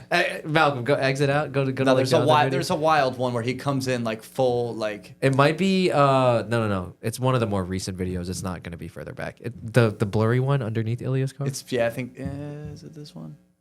No, he just always drift in this Where- one corner. Go to the reels. Maybe. He's had to post this as a reel because I would get all the views. It definitely went crazy. It was nuts though, and he streets this Where- thing, Ranky. Look at this. Maybe it's the one. Mike and Sebastian definitely know this person. They do. I think they went to his birthday or something like that. I don't know. They're all friends over there. I feel like anybody who does anything cool over there, like, just knows anybody. Where is but- this video? Why is it not here anymore? You guys are so focused on. Maybe it got taken down. Maybe I Maybe it don't know. was the All New I know Jersey is that it's a drones. Ruby GT3 and Those things, does man. crazy stuff. And You seen the drones? I haven't seen one personally. I kind of want to. I wanna If we see go what's outside up. right now, you'll see one. So- yeah, you live in Wayne, bro. No, I don't live in Wayne right now. I live in Edgewater now, so I'm down by the You're Hudson. not seeing so I'm them not over seeing there. it. I can't even If see you it. I were can't in even Wayne, see a star You'll if I see one wanted if you to. go out here right now. I swear All to right. God. So what's your? All right. They're We looking. gotta get. They're They're your looking. take on They're what- looking for a nuke because somebody fucked up. That's it. I think. Okay, that's not. That's what you think? I mean, what the fuck else? They're I don't going know. over like military bases. They're going over everywhere. I Now. live really close to Picatinny, like maybe Okay. with 30 minutes. So like I see them like not every other night anymore. Now it's like every night. I can like go out and go find one. And like our faction group chat is like AJ and Wags, I think, live in Wayne, or AJ lives in Wayne. What's AJ's last name? Latosa. I went to school with his younger brother. Went to Oh, high school yeah, with He yeah, his has yeah. a younger brother? Yeah. Yeah. I always think his brother's older than him, but he's younger. yeah. I don't know why. Yeah. But anyway, like all right, the other night I told you this. Did I talk about this on the last? I don't pod? think we talked about the drones on the podcast. When I went outside as a joke, I was like, I'm gonna go find some drones. Go outside, have a cigarette, see nothing. If Carl's It's looking, clear. he'll find it. Clear drones, or clear of any drones, clear sky. Okay. So then I'm like, I'm just gonna bullshit. Turn around, look at the Sequoia, make a mental note of some things I got to do in the coming weeks because it's winter, and I suggest you all to do the same thing. And because the daily, you should be maintaining your daily better than the sports car, like the race car. So I'm looking at it. I turn around. I look up. That motherfucking, there's like it's usually red and green. Yeah, that's what I saw. So red and green, it's like coming towards, like let's say I'm standing here. Looks like a plane to me. It's coming. No, it's not. Do you hear It's them an at all? X. Can you hear them at all? I can- you can hear, has one like- been I close haven't enough heard to you them. that you've been able to hear it? Everything's been loud when I've been looking. Yeah, it's too much, but it's not. It just does not look like a plane. So then, what do? I drop my cigarette. I'm running across my fucking front, and I run inside. I get Daryl and Joe. They're as comfortable as you could be on the sofa. I wish I could see what the drone And you're saw. just like freaking out. I'm like, yo, because I need, you know what I need? I need another set of eyes to see what you to saw. see what I'm seeing. Daryl, Joe, get the fuck up right now. There's a drone outside. I know it's fucking around. I'm not fucking around right now. Let's go. Come on, let's go. Get up. I need you to see this. I need you to see this. They get outside. We can't see it. It's pretty dark. You just see the red and green. I mean, can't really do anything. It's a full moon. Is it mind you. hovering there or is it moving? It's moving at a pretty rapid rate. So then the moon is full. And then Joe like is saying like, yeah, I can't really see it. I'm like, yeah, I can't really see it. Flies over where the moon is. Now we can see. I saw X. Yeah. And Joe, as soon as she seen the X, she was like, nope. Ran right inside. She was like, I feel like I wasn't supposed to see that. We didn't see that. We didn't see anything. We didn't see anything, Carl. I'm like, Joe, you saw it though. And she's like, we didn't see anything. I saw 3 of those motherfuckers on the way home one night. No, I'm good. They're looking. Are you spooked by them? Not really, because what am I Like, gonna are do? What am I It's gonna nothing. But yeah. Can't do anything. But there's like Frankie. What do I you think it's the federal government. Yeah, that's what. Yeah. Yeah. But I don't know what they're doing. They're It's not obviously an doing alien. something. I It's mean, not alien. I mean, it could be. It's yeah. look, everyone's gonna have their conspiracies about what they Yeah. think. What it do you is. think? If you just put me on the cuff, just to like, I didn't have a lot of time to think. Like right now, like what came to mind? Because every single time I think about it, different shit comes to mind. I don't know. What just came to mind right now is maybe they're testing like some facial recognition shit, trying to maybe they're not finding a specific person, but if they knew that they could send drones out that would just get people's faces, and then they would know where people live. They That's would know one of every my little theories, detail. too. Because there's a lot of people that have committed crimes that they can't find. I You think- know? yeah, no, I'm thinking of it from so a you think it's different Okay, aspect. because I'm thinking it's like let's just see if we could do this. That's what I'm thinking. Too. Yeah. I think so. For that reason. But yeah, maybe. For yeah, that. It yeah. could be for that reason. Yeah, but I think at the end of the day, like right now, some shit's going on. People are trying to see what they can push boundaries wise, and as people living here, we can't do shit about anything. So I just hate it because for months of this year, I was like, yo, I feel like something weird is gonna happen. Well, it's And also then I changing always have- presidents. Like Yeah, but it was a good even time for before something weird that. to It was happen. even before that, and the fact that it's like, it's so fucking close to my house. Yo, but why is it New Jersey? Why us? Well, that is close Why, enough. Why the fuck does it have to be the state that I happen to be in after I brought this up Like at months least ago? if they did California, It's they would not they would me. have a lot of they But would be learning a lot more about people. My original theory was they maybe in New Jersey because no one will probably shoot it down or shoot at it. Why? because Because we can't. we- Somebody in Long Branch already literally tried to do just that. got Yeah. concealed carry like 3 years ago. So no Yeah. one even really has guns here. No one knows anything about Yeah. guns. So Yeah. Nah, they do. everybody, I feel in like, some getting 'em. sections. More people are getting them though. Yeah. Oh yeah, tons of people have them now. Yeah. But for the majority, like people around here, this area, I remember if you bring yeah. up a gun, that they're like. I was So at the it's car like- wash and a guy's fucking like gun fell out of his holster on his, and he's talking to me about amazing. one of my cars and I looked at the guy, I go, what the fuck is wrong with you?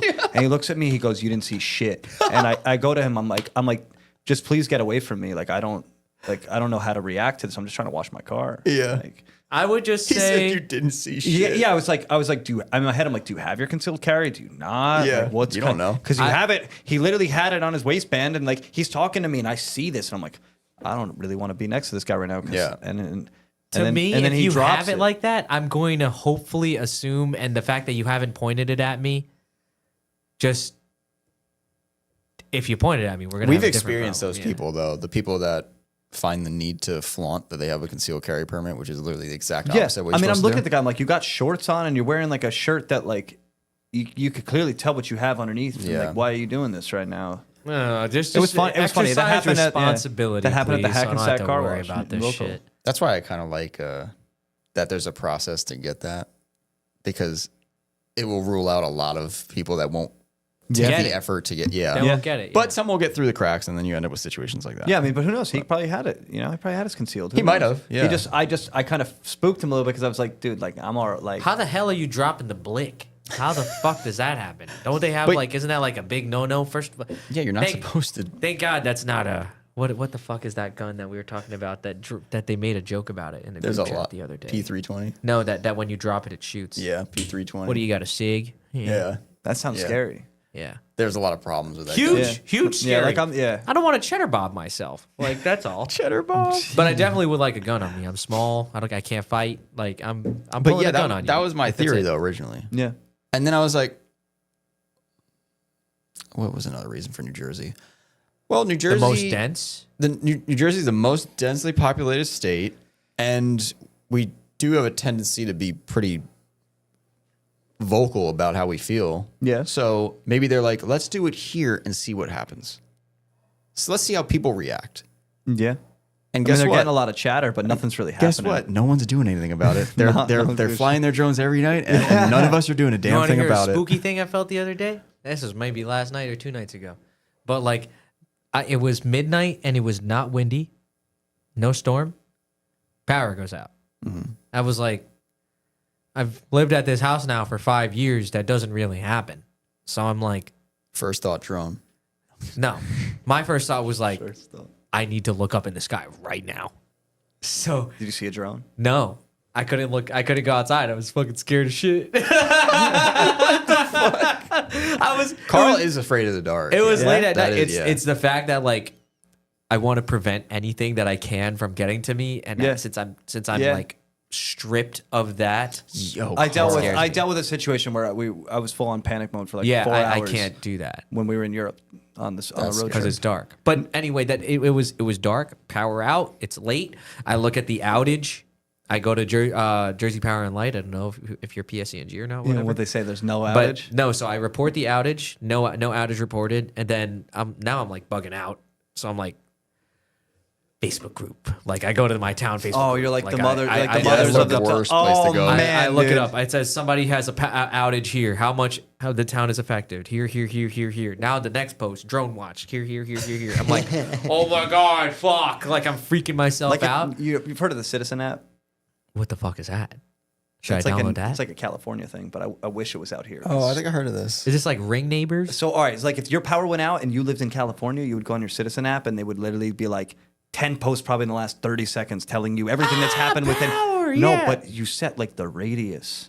So it could be like, where you're at within a mile. You could even get it down to like, So my neighbor, you could get it down to like a quarter mile. because I saw. you could get real spooked. Like my buddies in California used to always like joke. They'd be like, "This shit popped up. I'm freaking out." And it's like you read it, and it's just like, it could be like a shooting, could be like a fire. That's but like, why it was but like it literally started. tells you it's like 200 feet away.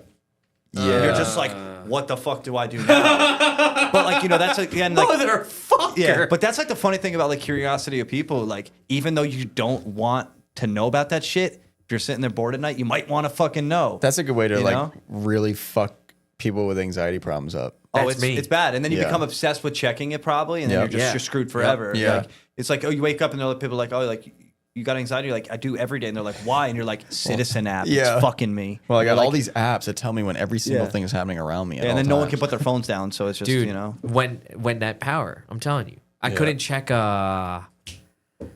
It wouldn't give me a reason for the outage. It just kept saying investigation, but then it gave me an ETA of 3 a.m. and it still said investigation. Why were you It freaking wouldn't out give me so an- bad? For some This is reason, just late at night. You were just diving in. I had a weird feeling, so I did end up going outside. And then the moment I went outside, every hair on the back of my neck like went straight up, and I was like, Did you "All think right." someone was coming after you? No, it's just like I don't know what's happening. Like So someone's in the then- back. They cut the power. No, Just like fucking- no. I think that I live really close to Bedminster, and Trump mentioned Bedminster the other week, and I'm really Oh, so pissed he- about it. And I'm really fucking pissed about He it. said apparently they're above Bedminster. I don't want to go there. Maybe I won't go to Bedminster this weekend. I'm like, fuck. I live mad close to Bedminster. Yeah. Fuck. Yeah, I don't know, and man. think if the drone and then if you went outside and the drone saw you, Mm. I was and he was so- waving at it. A big reason They're why never I went gonna forget outside who is you because are. once the You're on the power went list. out, I feel like I heard at least 2 to 3 planes like fly over, and I was like, "That's weird." Like all night, there's no planes, and you're telling me right now there's planes. Let me go outside. Quan's like, "Do not, as your black friend, go outside." And I was like, "Well, that's why in the movie." Yeah. I gotta go. Yeah. I need to go outside. I need to be the first to die. Yo, would you ever do a sensory deprivation tank? No, I no, have a no. lot to add about these. Yeah. Really? Have you Lot. tried this? Tried. I used to be a part of my weekly routine for Shut a the long, fuck long up. time. Big recommendation here. Shout out. Go to a sensory deprivation tank. Spend the hour and 15 minutes, or it's an hour and 30 that they'll typically give you for a time slot, and go into your mind a little bit and figure out in I a don't natural wanna way. do- oh my no. God. Trust me. It's better than like everyone has their different ways. Some people like to get What if I massages, some freak people like out in it? acupuncture. Is that okay? You're not going to freak out. You're not Can going we to. explain what Actually, this you is to said, some people? Yeah. All right. So yeah, you got all the right. most I experience. might freak out in You that. actually would, because we talked that you don't like darkness. Yeah. But there's a few ways that you can work around that. So a sensory deprivation tank is basically, designed to, I guess, get rid of distractions, and you basically, it's a pod looking thing, the nice, like the ones that are a lot of the places, they look like a pod. The door opens up. When it opens up, there's basically just water that's the same temperature as your body. So it's not too hot, not too cold. It's got a lot of salt in it, so you float. Then when mixed floating with, you are in pitch black darkness, you wear earplugs, and there's also no sound in the room. So it's just super quiet and peaceful. So you have no distractions. This is Carl's worst The nightmare. longest I've sat in one for 4 hours. I did a serious. So I used to and I still do I it can't now. even fall asleep on my own, bruh. Yeah. So at a point, so when you first go in, you'll be freaking out. I Normal. think so. But if you keep it a part of your routine, like after you go a couple times, you'll start to relax quicker, and you'll start to kind of get into flow. But basically, Oh my God. I would say, I dive into YouTube, a lot of different shit on YouTube. I like looking at interesting stuff. And years ago, Vice put out a thing forever ago on sensory deprivation tanks, and I decided, you know what? I'm fucking curious. I'm gonna I go wanna watch this that. out. I like Vice. I'm gonna go check that. And I watched it. First saw the video on Vice. The guy's in like some sketchy looking pod. It looks like a little really like, all right, you're in it. But he sat in a tank for like 12 plus hours trying to figure it out. So at the end of the day, but like I would go in there, if I had a lot on my mind, I would go in there and I'd work it through, and then I'd come out and I'd feel refreshed. It was better than like a massage for me at the end of the day. Do you know the Saw movies? Yeah. You know the premise? Like, he does like the worst thing or like something like it or Yeah, something like he does something bad, so they put Yeah. him in like a sketchy situation. Jigsaw Or would put him in a sensory deprivation tank. yeah, He's and, like, contrapt. And honestly, you may not even You have have to do to much to it stay if you're really still for scared. Yeah. 4 hours, That or was you will my die. worst nightmare. I can't even. The other night, like I don't know, it's like freaking me out. Maybe I have to like stop smoking weed, but then I smoke weed and I feel And it better. feels better, So yeah. I'm like, like which one is it? I think Like, you gotta go in I'm this trying tank. to be healthy. I recommend sensory deprivation tank for anybody out there that just is down to just like in life today. It's so difficult to avoid distraction in Yeah. anything. Like it's like hardcore meditation. it's I would say just it's complete. fear of being in the dark for me when we're talking All right, about it but- right all right, now. but I'm no, just no, like, but what so the here's- all fuck? right, so- but not. It's not even really You a could leave fear the light. because You could put the light on in the pod. There's a button. You could put the light on. Yeah, but like it's a not blue the same. light. It's You could not put the the night same. light on. It's Yeah, not you the could same. put it on. No, but here's tough here- it out. Tough it out. I need to elaborate because at the same time that I am afraid of the dark a little bit in that aspect. I guess I was alone in the dark and there's a fucking a fat raccoon in the garbage can, and since I know I need to go scare it away, You'd freak out. I'll just no. He gets the job done. I Okay. run over and I kick the shit out of the can. I'm like, yeah, and I get out of here. Hey, bear. Get out of here. Hey, raccoon. Hey, raccoon. Get out of here. Get out of here. Like, and then that's fine. But then if I stand there and I just let my thoughts get to me, I picture one shadowy figure at a distance, and I'm gonna be like, Why do you think that is? fuck. But I just don't know. know, Childhood but- trauma, yeah, maybe. yeah, I don't know. something. But I don't know. just know when you're in the tank, like I don't know, a lot of towns in New Jersey are pretty safe right now. Nothing really goes on. Yeah, the last yes. thing someone's gonna do is go into a sensory deprivation place and be like, I'm gonna fuck this place up. That would be a good idea, though. Would be easy targets. Yeah. Fuck. You're As basically in fuck. like a trance-like sleeping state in there. Like Yeah. Like, it's pretty cool though. I would say it's hair like, dryer. I would boop, say though, you're it's, dead. it's probably the best natural high you can get. Maybe I should do it. I recommend. Seriously. I'd be I scared. would I go. would get. Yeah, if you need like Support buddy. yeah, I would support, get like like obviously a- we'll go to you're going to your separate tank in your separate room, but like it's not a bad like way to because like it's a sick time. Carl, I'll It's go worth in the it. tank with You know what I you. want? Yeah, I You know mean, what I feel Carl like I might need want that, is the honestly. is Carl the might need mud that. one because then I feel compression on all my shit and I can't move. I'm like You want compression on your shit? yeah, compress on my shit. Nah, but like you know This what I is the mean, like a best weighted podcast ever. weighted blanket, weighted There's blanket. one. All right, let's see if this scares You you. like weighted blankets? Yeah, Does how do you feel about like tight spaces? I mean, is it dark? Yeah. Yeah, I'm freaking out. Not so the too dark. Like you have a light. You have lights. Like all right. Like so. All right. Let me put it in But we need to perspective. get out. All right. So I watch random shit on YouTube when I'm high. I love it. It's a great time. Yeah, yeah. Found a video of these. They were basically a group of like adventurer guys that had a plan where there's a cave that apparently is the deepest cave in the world, but it's never been fully explored. It's been to a certain point. I've seen this movie, The Descent. So the Descent, but this is a YouTube video that's a like YouTube actual based video. on true story. And Yeah. and like I don't know, man. You see the squeezes these guys do in the Oh, cage. that shit's I don't fuck like And that. I'm just like, I'm done, man. Nah. I couldn't even get down the front. But I'm I remember good. when I was younger, like when I was a kid, I You used would to do it. I would do that shit in a No, heartbeat. but that's another. But no. No, I it is know another what that level. is. It is another level. Yeah. But I don't like squeezes like that. That There's shit, a- when I look at that shit, I freak out for the fucking guy. Like, Yes.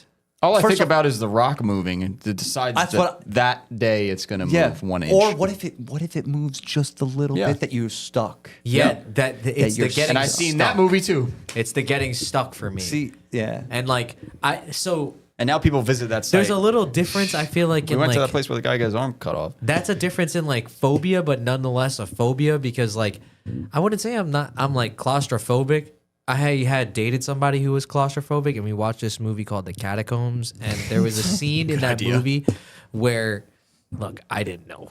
There was a scene in that movie where they're like squeezing through like Yeah. some bones, and it gets thinner and thinner and thinner. Oh, you saw them? That was a good movie. Yeah, In France. yeah. Yeah. So I'm watching it, and it's getting thinner and thinner, and I'm scared because it's a scary As above, movie. so below. That's the name. Yes, yes, that actually is. It's a good movie. But I'm getting afraid because it's a scary movie. Yeah. But like my ex was getting afraid because she was getting claustrophobic just watching watching it? it. That's and she crazy. had to like get up and leave. And I was like, pussy. I mean, like, I've known people that are scared of pickles. So, not. I didn't say you know. pussy, Yeah. but like it was. I got a buddy that's scared of cream cheese. I just fuck with him every time we're at a bagel spot. I'm just like, dude, I would dude like jumps out of the place. Yeah, He's like yeah. ready to run. I'm like, dude, it's just fucking cream cheese. Bro. I'm sorry, it wasn't pickles. It was bananas. Bananas? So, yeah. If you put bananas anywhere near him, he'll throw up. He'll run away. It was the funniest thing. I ever. had to. It was weird to be Cream cheese exposed is to way more funny. Cream like cheese, a yeah, phobia yeah. like that to somebody who was feeling that way. The best thing is I when never you, knew. yeah, the best thing is when you get him a bagel. You don't put butter on it. You put cream cheese on it. And then you have a But you bite tell him into it. only put a little amount of cream Yep. cheese on it, so That's it the looks most like it's savage butter. shit. I've tried. He always catches it. That's like So he like opens it and checks. He just knows basically. I think like he smells it right away and he's done. That's immediately the first thing I'm doing is like fucking with you if you're telling me if it's a non-lethal. fucked up. Yeah, if so it's a not lethal. If you're not non-lethal, allergic, you got no problem. Yeah. like that's not like me saying like, oh Lewis, I'm gonna here are these fish oil free Yeah, fries, yeah. and then one fry has fish oil in it. And that's it. He's done. But like on the contrary, that same girl when she told me she hated spicy stuff, I dropped one spicy Dorito in I a would do normal that. bag of Yeah, Doritos, and I sat there patiently. I was like, oh yeah, I'm gonna wait. That's sick. I'm gonna wait. You're fucking sick. And then eventually it hit, and Yeah. it was like a, and I'm like, You are sick and twisted. That's kind of fucked up. Okay, Carl can't be trusted, but funny. It was funny. You Yeah, know. don't have a peanut allergy around me. You might die. Yeah. damn, man, this podcast has been amazing. Is there any more questions? You There stopped at were the a question. couple because I wanted to hit some of these. Favorite wheel, Holy Grail wheel. I guess talking about wheel on a car, not a Porsche. steering wheel or something. Yeah. I mean, that's a pretty good one. I've ran a lot of wheels over the years. Those were tech arts on You those. were in the stance those were- community. I was in the so- stance community, and wheels still are like the biggest big. piece. But now I'm a huge. I used to be all about mesh wheels back in the day. Used to love like BBS RS2s, LMs back in the day. Any of those, anything that. But now I'm a 5-spoke guy, like diehard 5-spoke. I won't own a mesh wheel. Period. No way. That's very. So I It's would a 911. pain in the ass to clean for mesh. Yeah. So Fuck. I would say, they're on my Targa. They're the HRE 525s. They're that one. Wait, go up. That one. Yeah. So those are probably my favorite. That's a Target top. That's a Targa top. Yeah, it's That's a cool. got Look at like a that. Look at glass the sliding back. roof- Look at sliding that. roof. Keep going. Keep going. Yeah, there we go. Wait, so like, what does it come off? How does this work? So the roof, the center of it slides back like just a Oh, glorified okay. sunroof, but it's all glass. Big Cool. as hell. Big roof. That shit is fucking awesome. But yeah, these wheels probably my favorite. Really, like I don't know. I feel like 5-spokes have very minor details, is what makes them kind of special and different. You know, if you look on the surface, a lot of times 5-spokes all look the same, but these are just like a very simple like style to them. They don't need a wild finish. They typically, everyone that runs them, if you have them, you run them just in silver. But I like them too because these wheels you could do slant lips, so it's pretty nice. Cool car, man. Target Dude, top. Wait, hold on. Stay right there. That door into the fender. The top. No, the color. It's different. Nah, so the Unless car it's has a lot of PPF? blue hue to it. Oh, is there? So depending Okay. upon the way the lighting hits, it's going to be blue. That almost looks different. But then I saw the PPF, so I was like, oh, okay. No, there's no PPF on this car. What just, about just the- the back quarter? on the There's back quarter? Just Okay, like the thank God. factory, Yeah, yeah. like little straw. Like I don't strip. like. I have a hit or miss thing with PPF. I'm like, I don't Yeah. know if I really like. So I got one car with full PPF on it. It's cool if you do the whole thing. A lot of effort though. I can lot only of effort. imagine. Jesus. I'm about naked cars though. Yeah, I like I like that. seeing some rash, seeing some use. Yeah. This car is no perfect car, but this car was bought from a buddy of mine that ended up his friend was selling it. It was sitting in front of his house for like 3 years. Those wheels stumbled upon this car. definitely are a looker for real. Yeah, That they're just like back the pair. yeah, the backs and like it's like slant lips. As you get like a little bit more lip on it, you start to see the little difference. So like I like slant lips. And they kind of look old schooly, which I Yeah, like. they look like they almost like to me it's like almost like the car could have left the factory this way and it all would have been okay. Yeah. Maybe not as low and Like a definitely, different but, like, cap, you wouldn't have even Yeah, noticed. yeah. I feel like if the aliens came down from the UFOs or drones, they would like 911s. They'd be like, yo, that's all right. They're Yeah. already, dude. They might already be behind the wheel of some of them. Who knows? Yeah, well, I was looking at the back of this car and I was like, That's what they're doing. They're hunting with the drones, bro. tell They're me the looking back for of this car 911s. doesn't look so weird. Like it's just a weird. It's the Targa. In We this, ended up in yeah, this and we aspect. cut It and we looks- like took off like they have like a third brake light like basket handle they call it off the Oh. back. We deleted it and like shaved it. And so with the Targa roof, it's a lower roof line than a coupe, so it kind of fucks with your eyes a little bit. So it gives it like a much different look. Yeah, it's a cool car. But again, it's all about details. Like this car is like parts from different cars. It has a turbo front bumper you'd never notice, but like it's got little shit. All right, I got one more question that's not really family friendly. If you had to do a line of coke off a stripper's ass, what car would you do it in? Points for style. I stay away from hard drugs. Yeah. But if I But- had to drink a cup of tea with her, what car are we doing that in? I got the car in mind. Go for it. No, you got to go first because this is gonna marinate. LS400 Ultra Luxury. So the tea is cold, it's iced, and it comes out of the back center console while my legs are up in the air getting massaged. Oh, because they do have massage chairs. Ultra Lux. My gonna be hard to beat roommate that. put me onto those, like literally $6,000, and you're telling me you could have that? Fantastic. That's actually pretty good. I'm the. I don't know just if trying I to could beat that, Trying to honestly. be reasonable. Yeah, you this could is say hard for me. G wagon. You could, maybe not the pooch one. Not the pooch. Not Maybe the the one I pooch. got coming though. Yeah. I feel like Carl should have went last. Nah, That was crazy. You were prepared for that question. He was Lux? prepared. He's been thinking about it. Just like kicked up back there. I looked at one today. Not an Ultra Lux. I don't know what car. Like you got to pick like a. There's a certain car for this kind of question. I and mean, honest, I know what I would. Actually, I got what I would do. I think I'm gonna be in a Ferrari, like F whatever the See, fuck. I would say some old Mercedes like 560 SEC. Okay. That's like the coupe with the no. It has to be it's got- European. That's all I Is know. that the no- V12, Joe? It's the one that's got no pillar between the glass between the and it's the coupe. They're cool. Is that the V12? They had a Nah, I think V12 they're one of a V8s. SL5 or S. SL600. That was a V12. I think that's the one that I'm talking about. I don't know. I think More some of a like hard- I think they made a some I think some hardtop like for it? big body coupe. That's what I think about. And then if we're going, we got to stay with the European vibes. So we got to stay with Mercedes. Yeah, on yeah, that. yeah. But Gotcha. Well, guys, that completes the questions. Alex, This has been fun, This is yeah. a great podcast. yeah, no, I appreciate you guys. This is the first one I've ever done. But Well, you're great. You're a natural. I told you. Yeah. We was outside and he was like, I've never done a podcast before. And I'm like, we literally just did a podcast. This is not going to be the last podcast we do. No, it's this good. is great. Yeah. Yeah. And we do Patreon podcasts and stuff too sometimes. So, and you're so close that you're just going to be on the list. We're No, just I gonna want to text pull you. up No, over I there. mean- How I come mean, we yeah. don't just go over there? We got to do that. Well, too. you got to do that. But it's cool talking in this. You set this room up sweet, and No, just- Frankie. Thank look, you. like I have to say, like I would say real quick before we close out here, like coming up in the New Jersey car world. And like, a lot of people doing it, like they do it at a hobby-based level. They don't normally will take the risk to step up to say, fuck it, let's see what I can make out of this. And you're making it with a team of people. You got good people with you that I'm pretty sure you consider family, close friends. And that shit, like that's what life is about. I used to have a job that I worked more of a 9 to 5. I didn't really have I didn't have a warehouse. I just basically had to go to a desk every day. If you can make your life work not doing that route and doing what you love passion wise, especially in your situation when you have your friends around you doing it, there's nothing fucking better than that. Yeah. So coming in here, you know, initially just pulling up and seeing the spot and like seeing what, you know, because you explained to me the phase it started with, what Yeah. you're growing to now.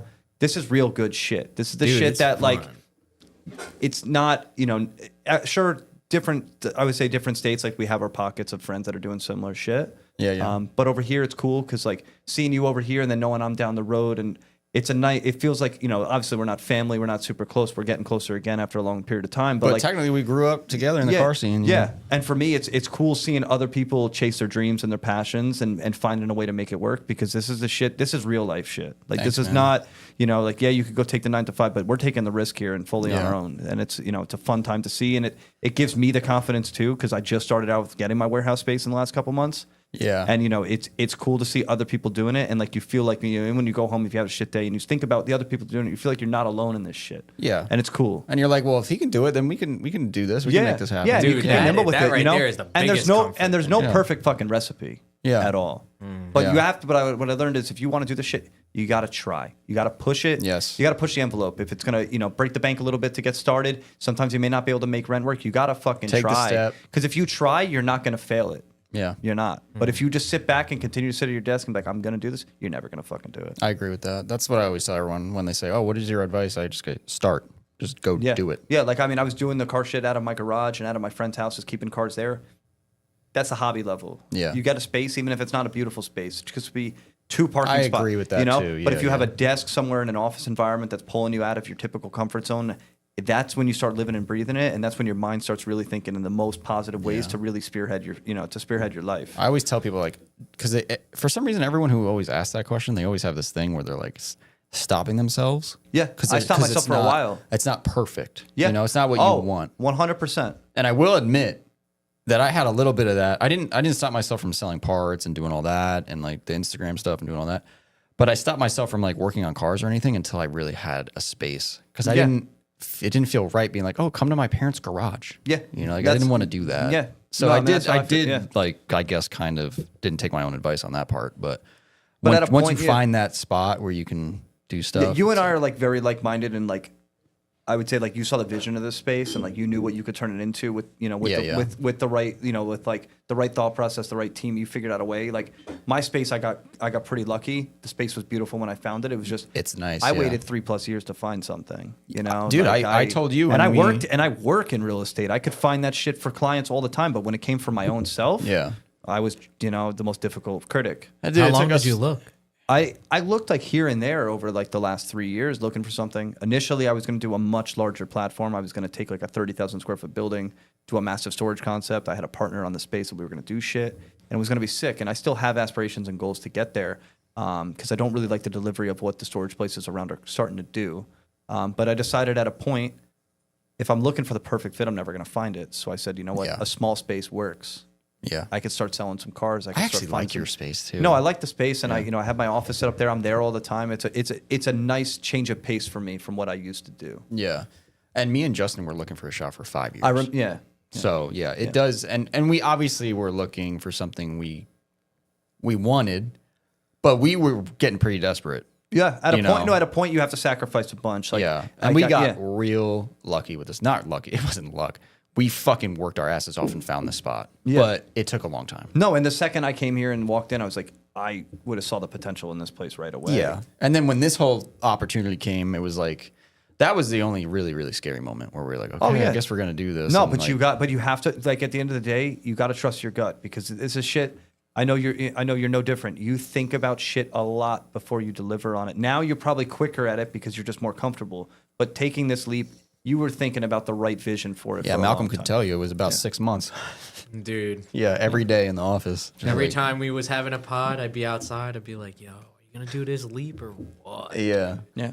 But to go back to your original thing, yes, it definitely is because of the team of people we have going on here. Yeah. And without Carl, this podcast wouldn't exist. Yeah. So he's a Frankie. massive Frankie big invested part. into it for sure. I'm an idea guy. Yeah, but yeah, Carl. Without Carl, podcast doesn't exist. This room isn't here. We might not even. I don't know what the fuck this room would have been. It probably This would would've have been been- a lunch room, some boring shit. It would have been better. I think you would have split the wall down and you would have made it. Yeah, that would have been. Yeah, that would have been Would have been a crazy. bigger office, and then that way Malcolm doesn't have to look at But you. like, dude, everything, like, yeah, Malcolm would love that. Yeah, look at him. He's so happy. He's like, But yeah, man, I appreciate the kind words. It's really awesome. Yeah, no, this is awesome. we gotta. And go I'm really over stoked there. for I you. wanna go Yeah, over there. appreciate Yeah. it. Thank you so much, dude. You got anything else you wanna end off? That was kind of fucking. This was great like one of No, my I feel favorite like that was a podcasts. really solid Yeah, ending, that was a honestly. solid 'cause, ender like, right there. It kind of went full circle back to like kind of how this place, how it started. how I Yeah. came back to connecting with you after a bunch of years. You Yeah. know, like that's. I'm glad Yeah. it all worked out, man. Yeah. This is great. And even from like the sidelines, I was watching, faction videos and kind of seeing what goes on, and like Just every through so- the you know, wall, just like. yeah. No, but it's funny. Like, there's some people that came on the podcast that I know. Like, Yeah. Derek was on here. I know Derek from Yeah, Mike yeah. Koziel fucking years and years ago. Yeah. Great dude. We like to bring everyone. Yeah. Just You like know, like- everybody Yeah. who's just been around the area. Like, Yeah. This is the just people like that the haven't, tri-state podcast. yeah, like, yeah. No, I love it. Yeah, and I like bringing on shop owners and stuff. We still gotta have Dimitri on and like other Yeah. people. Like we gotta bring more shop owners on. I know that for Yeah. sure. But yeah, thanks again. This has Where should been- people contact Yeah. you if they want one of these Yeah. cars? So the best way, I have a business name. I have all that. It's kind of more so people know me for Goldstein. So the best way, if you want to reach me, reach out to me on Instagram, GoldsteinA9. That's the best way to get in touch with me. If you're looking for something special, I can help you out. If you're just looking to shoot the shit, I like shooting the shit too. And not everything is always about making the dollar. It's also about just, giving people some positive feedback and energy. I'm always there to help kind of push people through the confidence line of going to buy something wild or do something rowdy. I typically like to push and kind of help out because sometimes you need a little bit of a push to make the jump. And then, but I see the Yeah. end vision. So I try and help people out. I so agree with that. If you're not looking for a car and you're just looking to chat, hit me up. And if you all trying to go to a sensory deprivation tank, hit us up. Yeah, We're gonna we're make doing it- that. We're all doing that soon. No, Yeah. thank you guys so much.